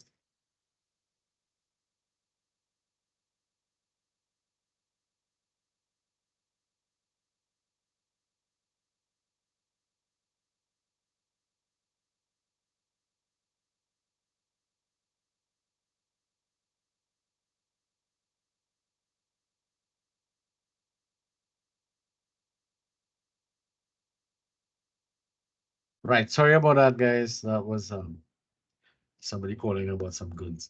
All right. So we start to understand here that basically this is like motivational theory. So the objective of the leader here in this case was to find a way to encourage people to want to do more work in the organization by appealing to their own personal requirements or goals. So if you think about it from a worker's perspective, most workers want to get more pay, want to get more income. And one of the things that they would do would be to offer bonuses to people once they met certain performance objectives. So if you perform, let's say in an assembly line, and you assemble 100 items for the day without errors, then you get this bonus at the end of the day or the end of the week or the end of the period. Then, that's a kind of thing, because your personal goal here now is to have your own to have as much income as possible to enjoy your life and that type of stuff. Then those are the kind of things that you'd be utilizing as a leader to promote the connection between the individual achieving their personal goals and it coordinating with the requirements of the firm to get high productivity. So those are the kind of theories that were generated about these things. So concerns about these theories of leadership include lack of supporting research. So again, a lot of instances where they could not gather the data and there was not a clear association between the commitments and competence of subordinates and their levels of development. So again, there were other elements that were being left out of the evaluations, and therefore the theory started to kind of fall apart. Now, if any of you all ever looked at these contingency theories in a textbook, they were couched in a lot of mathematics, algebra, and statistical data and statistical analysis. They are very difficult to read because there's a whole heap of mathematical and statistical analysis going on with the use of very highfalutin and very complex models with diagrams all over the place and all kind of thing. If you ever get a chance, have a look back at some of those things. I looked at them and they were just a pain to read. All right, now of course those theories didn't meet the thing, so we had the development of influence theories. Now, influence theories had a very interesting origin from a guy called Max Weber or Max Weber, depending on what you want to say. And it started as far back as 1924. And in 1924, he was looking at the Kaiser and his behavior in the emergence of World War One. And then 1947, he was looking at the emergence of Hitler.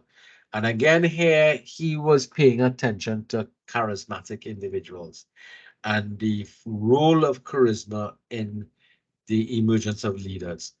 And in essence, it was like a precursor because both the Kaiser and Hitler utilized or were categorized or classified as highly charismatic individuals.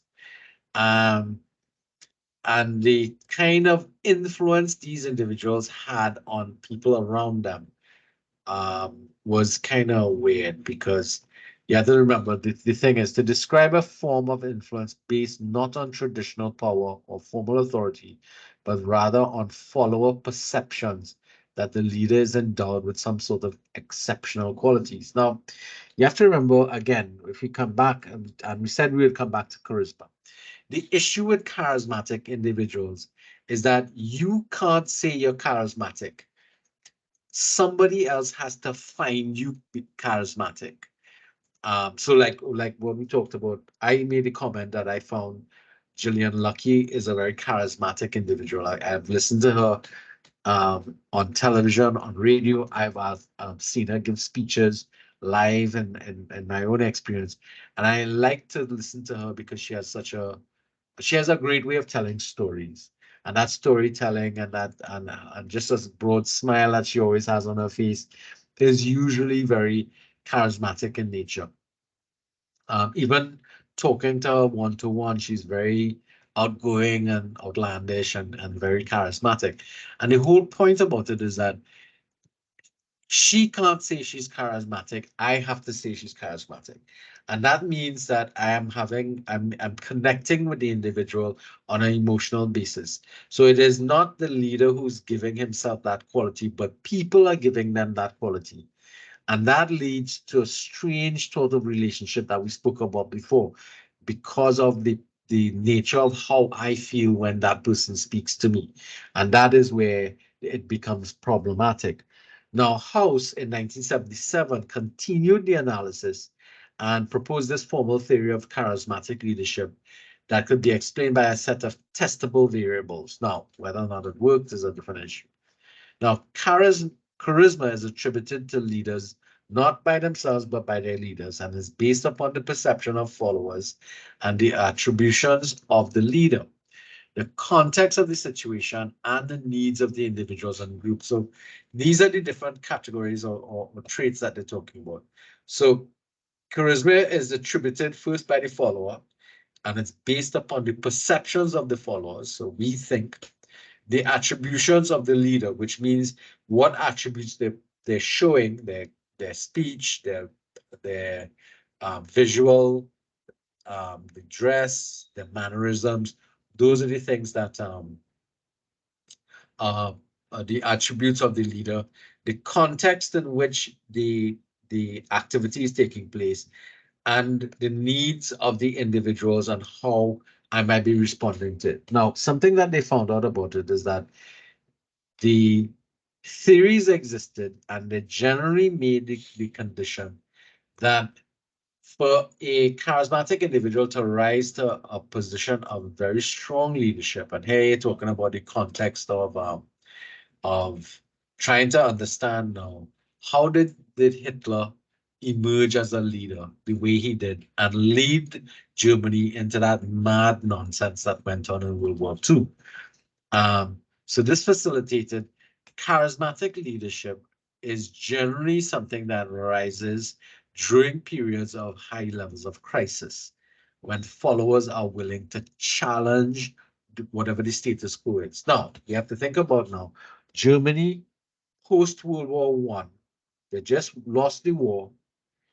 They were being forced to repay all the countries that they had invaded. So they had a massive debt that they were paying off. They were broke. They were printing money like rain. So it led to hyperinflation. It was the first time that hyperinflation was ever experienced in any economy. And it was the German economy where they had money just overnight just being worth nothing, simply because their money lost value because they were printing all this money to try and pay their debts off that they had to the rest of the world. So it obviously meant that their money had no purchasing power. People were starving. They didn't have jobs. Remember, the place was bombed as well. So they were trying to rebuild their country. And in that context, you had the emergence of this gentleman, Adolf Hitler, and his cronies, who came up with an explanation of why they were in the position that they were and how they were going to correct it. So you had this person who became charismatic and was talking to these people about what they wanted to hear. Remember, the previous slide said the needs of the individuals and the group. So the needs of the individual, they need to find a scapegoat to explain the position they were in. And the leader here was able to, was able to provide that for them. And that led to the situation. Yes, Waldron.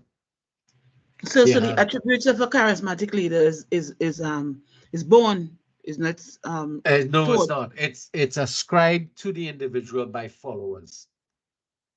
And it's simply because the charismatic leader is illustrating something that we want to see in somebody else. It's something we want for ourselves, but it is something we're seeing in somebody else. And it's causing us to ascribe them or to give to them some profound power over ourselves that the person may not even be aware of. Yes, Gera, see your hand. Gera? Yes, sir. I was just about to ask something, and you just mentioned it. A charismatic leader, he would be able to exert, for want of a better term, referent power. Yes. As far as his followers go. Yeah. Right. Okay. Yeah, because he's able to arrive at a status of being almost like a god, and that's the problem. That godlike status that they have. People hold them in such reverence that they look upon. I mean, and that was something that you'd see happening. I don't know if any of you all ever looked at the old movies of or the clips of Hitler. When Hitler was talking, there were thousands of people, and they would cry, and they want to touch his clothes and that kind of stuff because he was, it was a kind of godlike experience, and that was the same thing that was happening in smaller instances with Jim Jones and David Koresh and these individuals. And it's the same thing that happened to John F. Kennedy, and Martin Luther King Jr. All these guys, the difference between one set and the other was simply what they wanted to do. In some cases, they wanted to make America better. They wanted to move the plight of the Black Americans in their situation and their civil rights, as opposed to the Hitler situation where he ascribed all this blame to the Jewish population that was living in thing and blamed them for the situation that they found themselves in, and anybody else who was different was a thing, and they blamed everybody for it. All right, somebody hand went up and down one time. Yes, Linda, go ahead. So thanks. Raf made a very interesting point. I don't want to be late, but go ahead. Due to his ability to exert referent power, he will also be able to have coercive power as well. Power that people have seen in him. Right. So coercive power is where you use the threat of punishment. Right. Right. And the only time that was able to come up was when you had enough of a support base, so that other people would support you in punishing others if they didn't toe the line. And that's where they used to call them, they had a name for them, the brown shirts. If you look back at the history of Nazism and the history of Germany, he had these little this group of individuals that he started to create called the brown shirts, which was a lot of young unemployed German boys. They couldn't get jobs, and the Nazi party hired them as and gave them money and stuff like that to be at the meetings and to help to seat people and that kind of stuff. And then they started to take it upon themselves to go out there. I mean, they became very fervent followers of the Führer and that kind of stuff. It was really, really you should look at some movies in relation to documentaries, I should say, about the emergence of the Führer, the Third Reich. So there are some also fictional works that would incorporate, like Valkyrie, that would have incorporated some of the... Right. So the Valkyrie was a movie based upon the attempt by some of the people in the German army to get rid of him, but of course it failed because they were aware of. But that was far into the game. They were already at war and that kind of stuff, and they wanted to get rid of him because there was a small group within the army that didn't agree with what he was doing. Not everybody, and you had relatively powerful people. It didn't work though. It failed. Waldron, I see your hand still up. So I just wanted to ask something before I hand over to Waldron. Hold on, Waldron. Just one more thing. Yes, hold on, Rudy. So before you were just saying something about the Kaiser and Hitler. Is it that the German population? That was the relation between the Kaiser and Hitler. The Kaiser was the guy who led Germany in World War One. Right, and he was seen as being charismatic as well. Okay. So that's why when Weber was doing his studies, 1927 was after World War I when he was doing his studies, and then 1947 was after World War II when he was doing his observations, and then of course House came up afterwards in 1977 to try and pull it together, and of course in 1977 they were also looking at people like other charismatic individuals that would be making comparisons with. JFK, not JFK wouldn't have, yeah, JFK would have come up with that as well. So I said that because I previously just always associated Hitler himself with the Kaiser, right? And, no, the Kaiser was before. The Kaiser and Hitler were enemies, no? Right, but some time ago I was looking at something and they were speaking about the relationship between some Germanic ruler and Hitler and the Caesars in Rome. The That's same correct. type of leadership style. Caligula, I think. Yeah, And absolutely. some other emperors who would have demanded worship like Domitian and these people. So just I was just trying to patch that in my mind. Thanks. Yeah, it actually makes sense if you think about it from that perspective. All right, Waldron, what's up? Yes, sir. This charismatic leader thing. I know I have a vast amount of knowledge about it, but this class somehow kind of tickling my fancy as it relates to the charismatic leader. Is it that he possesses some inherent natural ability, regardless, even if he has followers who might push him to behave a particular way and encourage him. No, I say push, just make him feel all powerful, superhuman. But at the end of the day, he must have some inherent natural ability to even maintain even the act. Yeah. Well, he was known as a good orator, and that starts the thing. That's one of the things that I've found with most charismatic people. They're well spoken. They could turn a phrase. They're able to hold their own, speak. People find them attractive. That's another element. And it's not just a few people. It's almost everybody universally will say they're very attractive.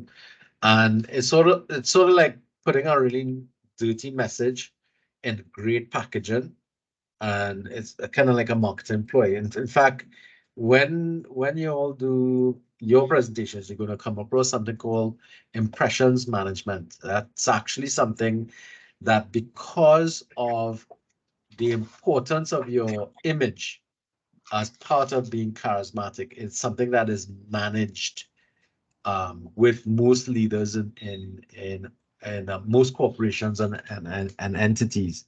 So they're very careful about the photographs that are taken of you, the social media that comes up about you, or that type of stuff, because they need to manage your impression in society so that they can maintain your power. Yes, so another thing as it relates to Hitler, because I was watching a documentary recently, and it mentioned where Hitler, even I know Germany was poor and they was trying to build it back, and then the European as well as the West, they were fighting as it relates to Africa and Africa's wealth, and he was shortchanged, and I guess that's what actually caused this World War II. Right. So those played a great part.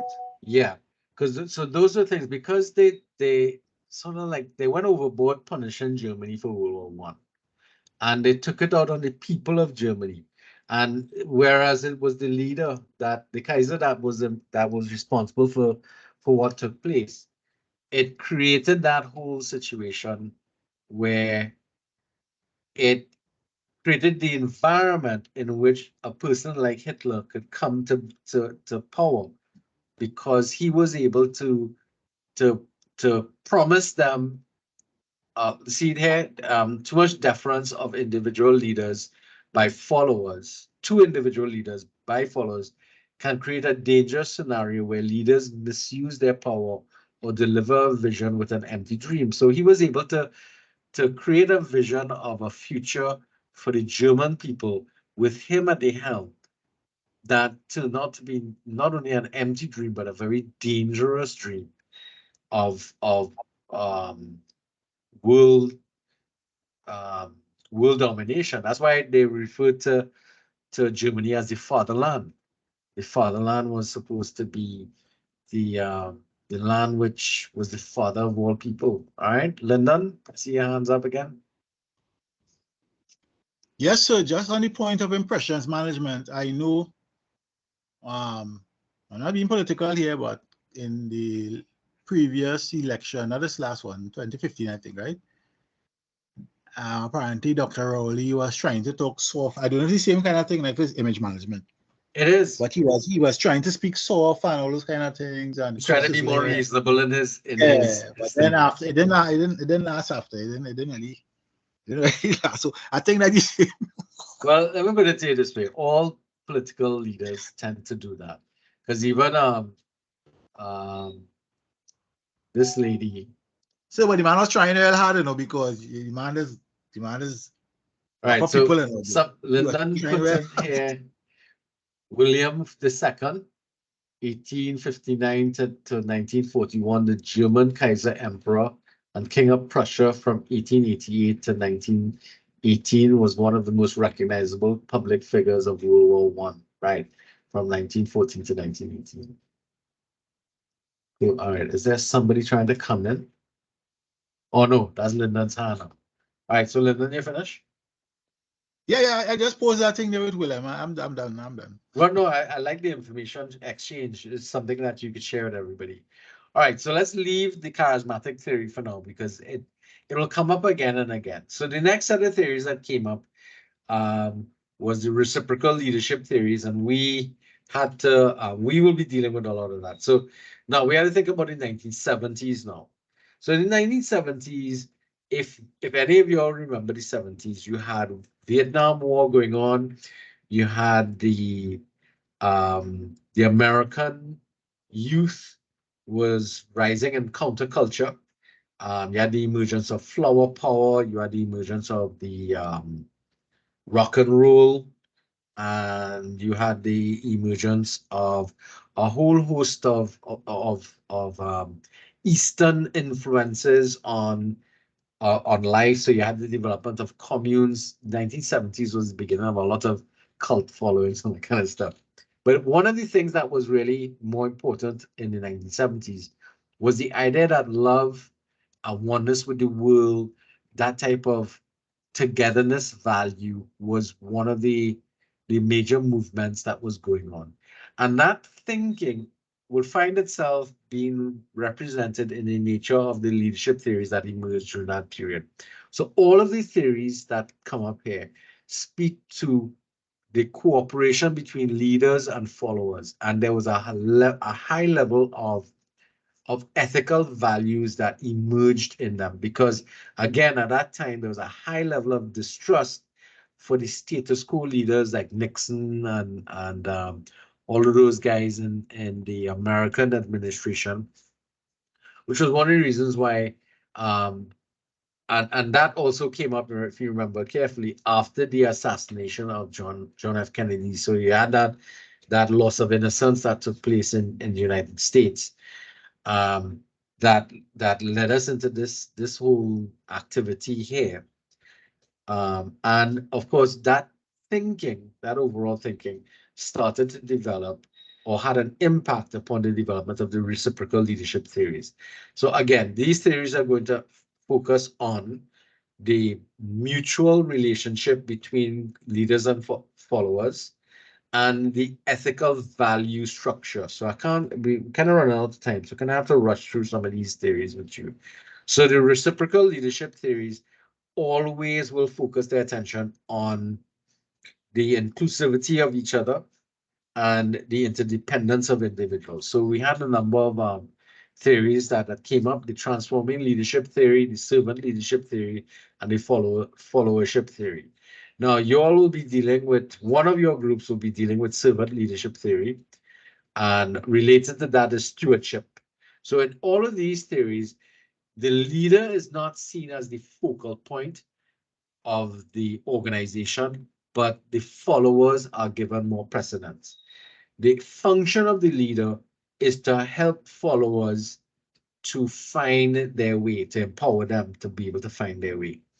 And those empowerment situations means that the leader is holding the organization in trust for the next set of leaders to come. And every leader that comes forward is really a servant to the rest of it. Now, one political leader in Trinidad attempted to use the servant leadership style, and that was Ms.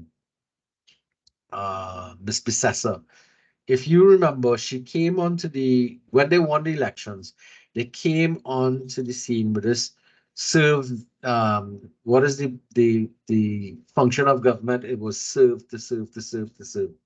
And I think that was in what, 2012, 2013, about 2010, somewhere around there. And the whole point of it was that they were encouraging, or they were trying to restate the function of government wasn't to, take anything from society, but was to provide for the society, to provide for the population. Unfortunately, though it was something that she offered to, well, she suggested, not suggested, she tried to get brought up. I think a lot of the status quo in her own party didn't like that particular leadership style. Again, because it didn't serve their purpose, because most of these guys is my time now and I taking what I could get kind of situation. So all of these three theories, and primarily, all of them focused on it. And then we have to remember, focused on the whole concept of the leader. The role of the leader is empowering or transforming the followers into leaders. And that's the case that all of them had. You had the one with James McGregor here as the transforming leadership. Defines transforming leadership as a process where leaders and followers raise one another to high levels of morality and motivation. So again, the leader is motivating followers, and they're doing this with very high levels of morality. So that's that theory. There's a lot of stuff that was said about it. You guys can go through this in from the one online, because as I said, we're running out of time. It's almost 2 o'clock, and I don't want to keep people here. And we have a good few slides to go through. So you'd recognize that some of these faces here were all considered transformative leaders. And I have JFK here. And they all spoke to transforming their influence was utilized in transforming the world and trying to, empower people to want to be leaders, to want to take charge of their future and so on. They were all seen as transformational leaders. All right. So Obama missing there. Who? Obama missing. Actually, no, he wasn't seen as transformational. He Why was so? well, because he wasn't in a period of major social transformation. If you understand what I mean. In fact, there was a kind of backward movement when he came into power. What you found happening is there was a rise in white supremacy movements in the United States as a direct reaction to his emergence as the first Black president of the United States. You had a resurgence of white supremacists that followed that, which is why he ended up with Donald Trump coming up afterwards, because that base was really upset when he came into power. I don't know if you all kind of captured that from the reactions that you heard. All right. So yeah. One more thing. So transformational leadership, is it like because of the period and the well, they were environment the and the pictures social that the pictures or is that I it have, like characteristics? it's also about their capacity to pass on leadership. So if you think about Mahatma Gandhi, for example, he never wanted any leadership positions. He gave up any chance of leadership by handing it off to his what was his name, boy? He gave the first presidency or prime ministership over to Nehru. I think it was Nehru. Nehru. Yeah. Because he didn't want to take up, but his job was to prepare Nehru and others to take up leadership positions. Martin Luther King, for example, his job was to prepare the next set of civil rights activists to take charge of the thing. That's the impact that they had. Lincoln, his job, or what he ended up doing, was providing the opportunities for other people to move forward with the movement against slavery. JFK, to help move the country forward from the place it was before. The problem with him, though, is that he annoyed the wrong set of people, and they decided that they didn't want that. So they were attempting transformational leadership in some. In fact, it's interesting that 4 out of the 6 here were assassinated because they were doing things that was transforming societies. And eventually what ended up happening is that regardless of their assassination, they became martyred enough to be able to become the symbol for moving that transformation forward. FDR here and can't remember this woman's name. What is wrong with me? Mother Teresa. They were the ones to survive, but they led their own transformations. He led because remember, FDR led the America through World War One into the age of industrialization through the bootstrap and all that kind of. So he helped to transform the United States from, in fact, began the process of getting the United States to become the richest and strongest nation in the world coming out of World War II. So that is one of the reasons why he's looked upon as being transformational in that sense. All right. So probably not in a true form in relation to the leadership theory, because you remember the time frames don't represent those individuals. So Obama could probably be looked at transformational, but not in a true. But he had a transformational approach, I would say, because he was asking people to take responsibility for the position they found themselves in life, and they needed to do the work to move themselves forward. So the idea was that he was trying to get people to empower themselves, but they ran into problems because it's much like what we were talking about at the very beginning. When he was outside of the position, he said much more than he was able to do when he got into the position, simply because he was working within the framework of the American system, and that American system put barriers in his way. He couldn't get anything done because every time he put things forward, the Congress would have blocked him and all that kind of stuff. It was their system is so it's really problematic for them to get things done. All right, so the critics of the theory of that theory was that it lacks a lot of clarity and specificity, so that you don't exactly know why or how some of the things are being done. The servant leadership model, this is one where I said the leader operates as a servant to everybody else and prepares them to encourage them to become leaders themselves. So that's why it's referred to as transformational in that nature. So this is the one where they are stewards of the organization, holding it in trust for those persons to come in the future. So it's sort of like what we need to be doing, or how we should be thinking of our functions in life in relation to holding the world and holding the circumstances in trust for the population to come after, because we should be trying to improve things so that when it comes their turn, we give over to them. A lot of us have a tendency to want to hold on to power, and this is what and keep the power to ourselves rather than share it. And that was a big change too. That servant leadership stewardship process. So again, the problem with this particular theory was also the fact that it was a little vague.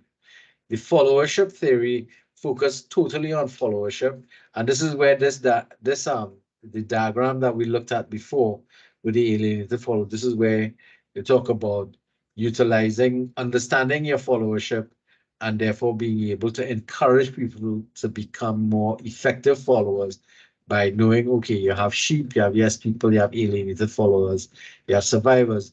You have to, as a leader, you have to motivate people towards becoming effective followers, and not just being sheep, because sheep and yes people are probably the worst type of people to have in an organization.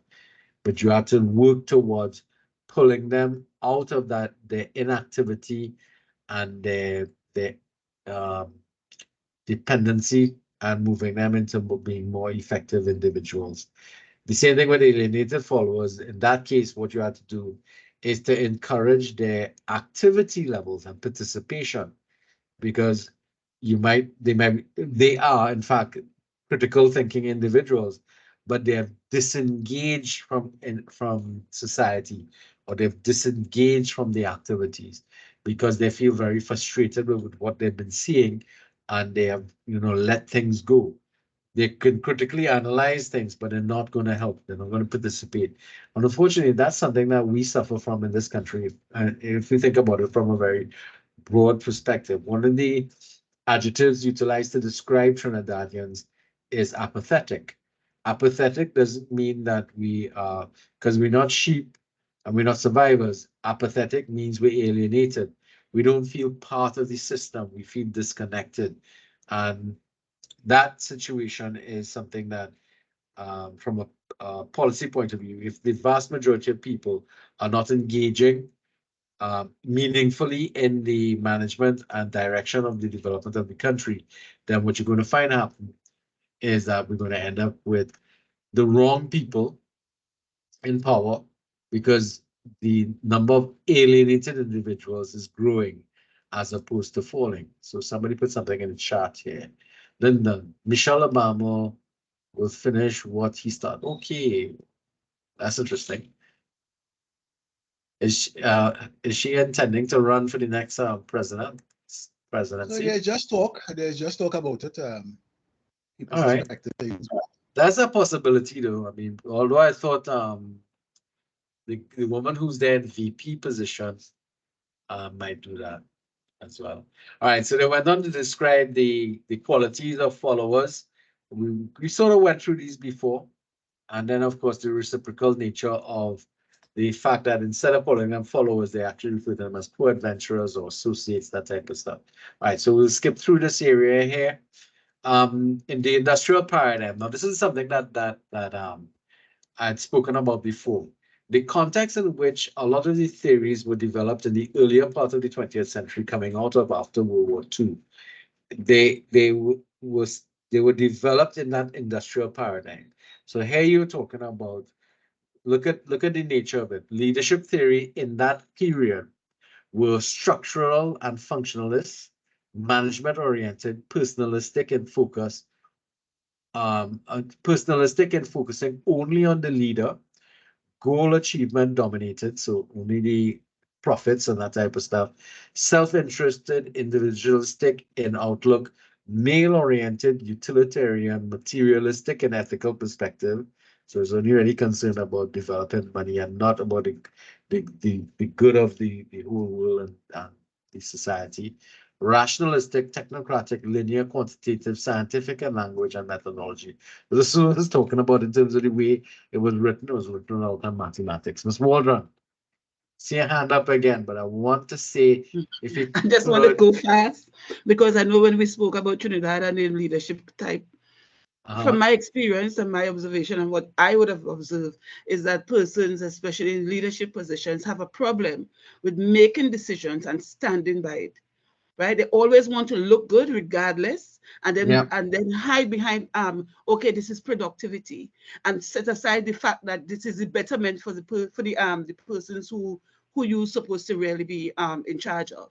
So making decisions and making hard decisions, bold decisions, and standing by it is a problem. And I could tell you, me as a supervisor, I mean, especially when I was a more junior person, a lot of senior officers had a problem with my approach, had a problem with me speaking up and saying that, you know, just like challenging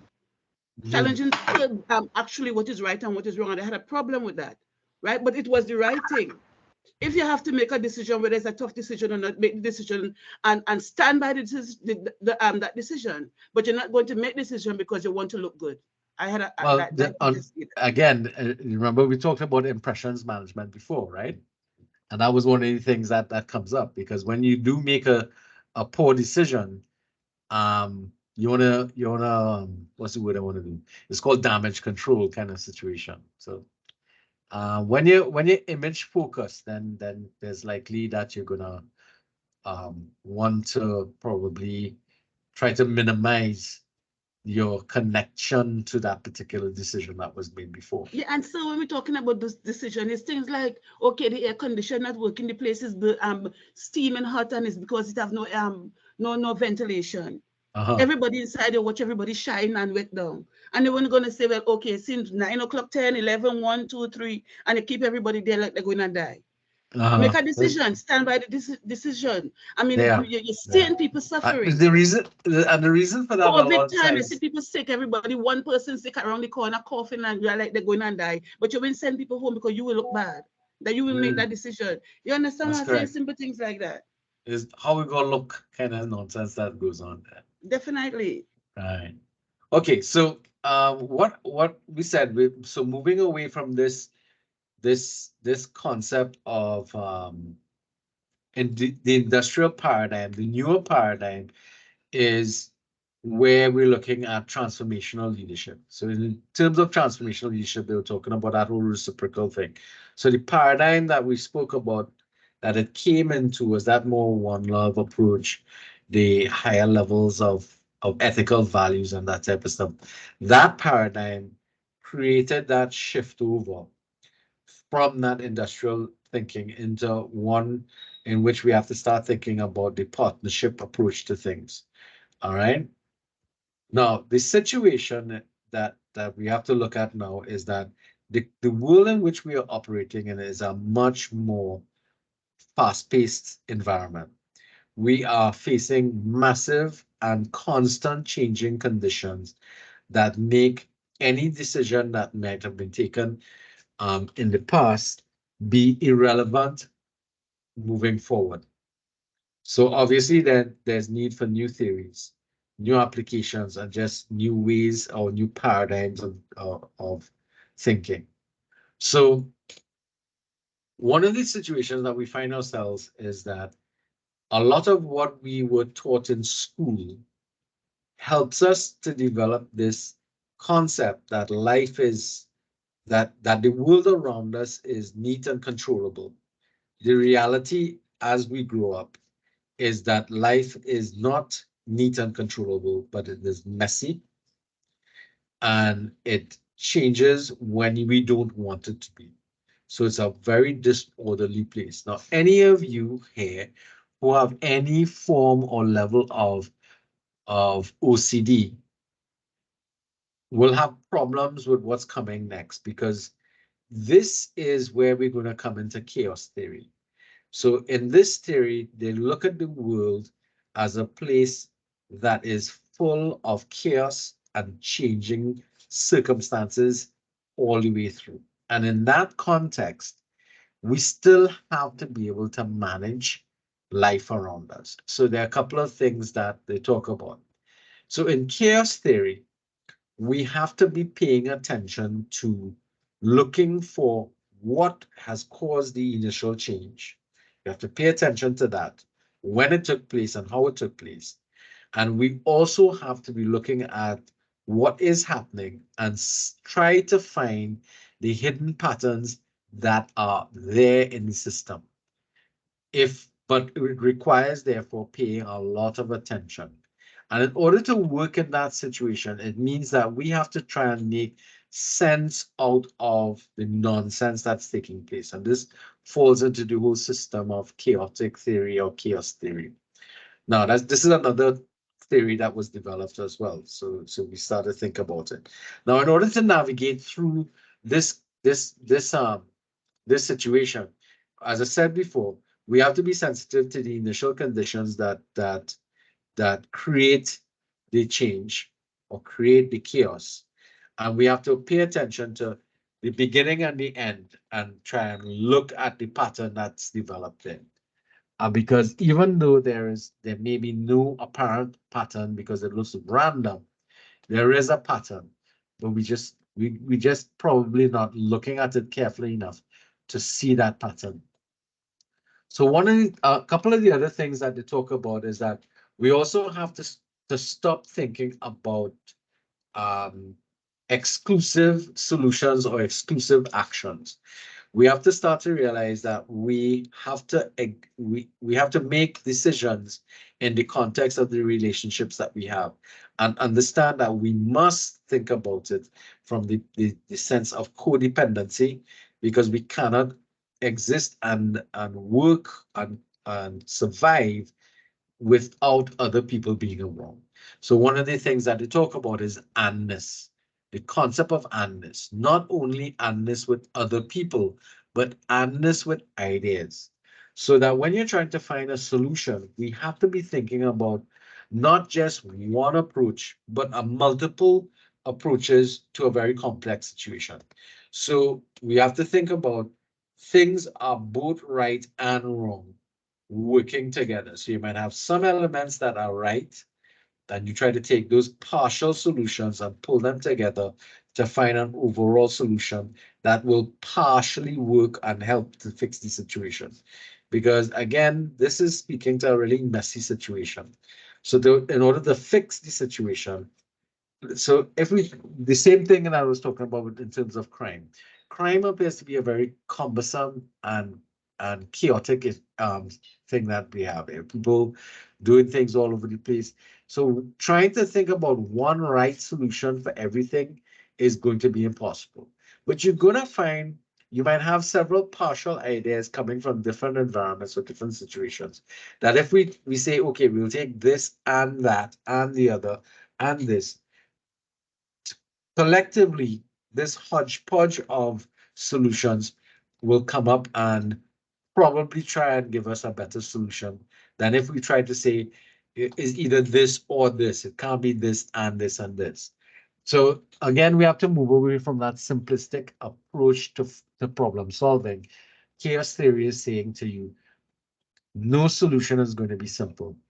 The problems that we face are extremely complex, and we need to systematically put into place partial solutions that will fix one element, and then we'll have to look out for what's happening with the other element and try to work forward to try and get things sorted out. So chaos theory takes us down this rabbit hole that can be a little problematic in terms of us coming to grips with it.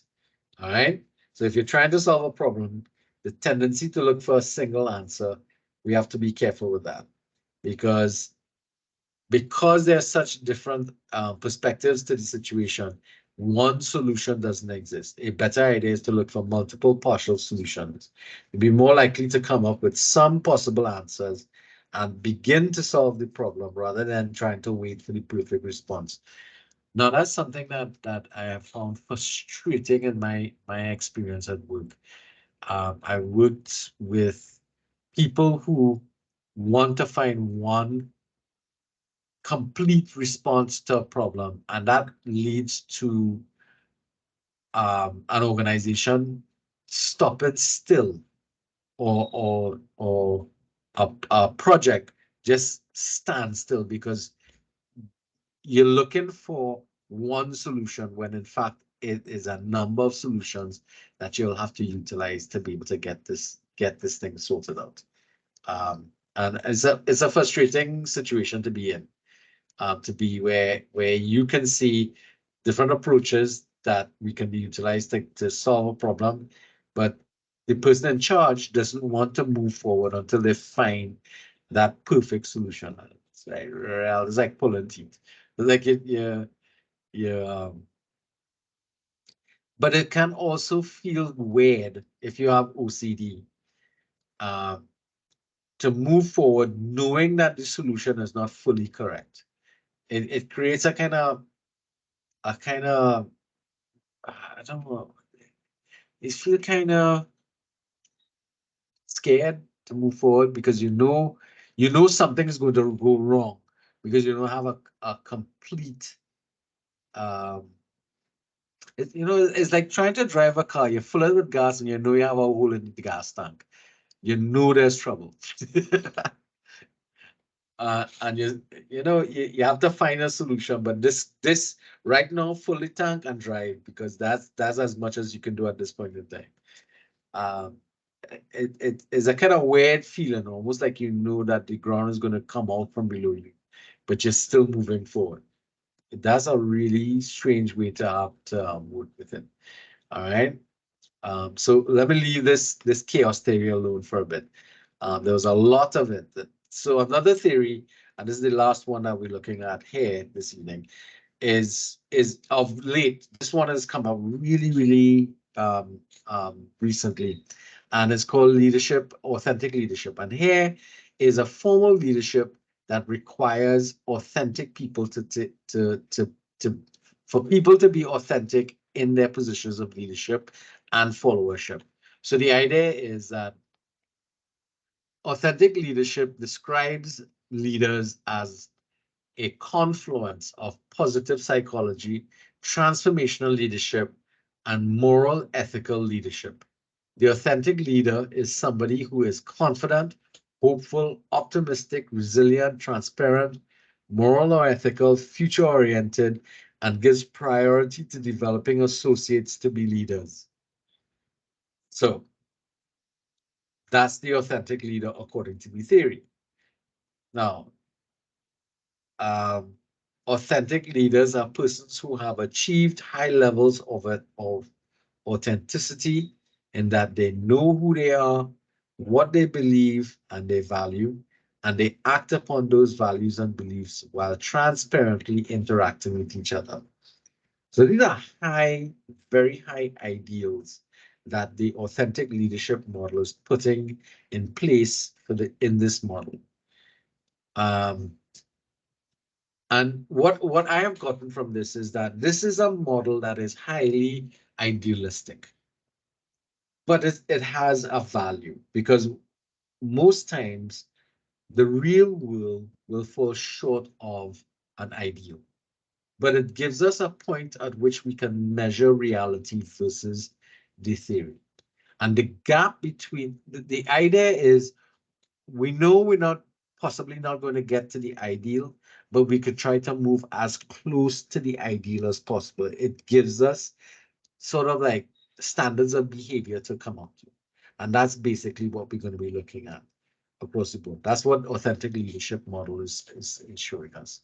And that's the criticism of the model as well. The authentic leadership model speaks to the fact that this model is very, the word I want to use is theoretical in nature and can be problematic to try to get to in the sense that is it really attainable? And one would, if you look at the model and what it tries to say, the leaders and the followers ought to be doing, collaboration. It sounds like a very idealistic world where we are all working together to achieve these goals and these type of things. Really good. But as I said before, the main problem we have with it was that it is highly idealistic in nature, but it gives us an ideal to which we can attempt to achieve. Okay, so that kind of brings us to the end of all of these theories. You'd realize this theory was one that was postulated in the late 2000s, the early 2000s, and it's still one of the theories that is being developed. Next week, so that this is just a chapter summary and something I wanted to go through here. This has been a fairly long presentation, and I don't need you to memorize the stuff. What I really want you to do is appreciate the connection between how the theories were developed and how they were influenced by the trends of the time, and see that connection between the two of them. Somebody wants to make a statement? I'm hearing a microphone on.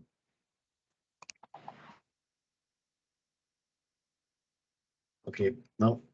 All right. So next week, what we're going to be paying attention to is, in fact, it's going to be the RLM model, the relational leadership model. If you get a chance, now that's another long presentation because of the amount of detail that I put into the slides. If you get a chance to look at the slides for them before we come to class, because then we could have more of a discussion and we don't have to be worrying about going through all the slides in the classroom situation. That'll be a good idea. All right, anybody has any questions they want to ask or comments they want to make before we wrap up? We have about 5 minutes left.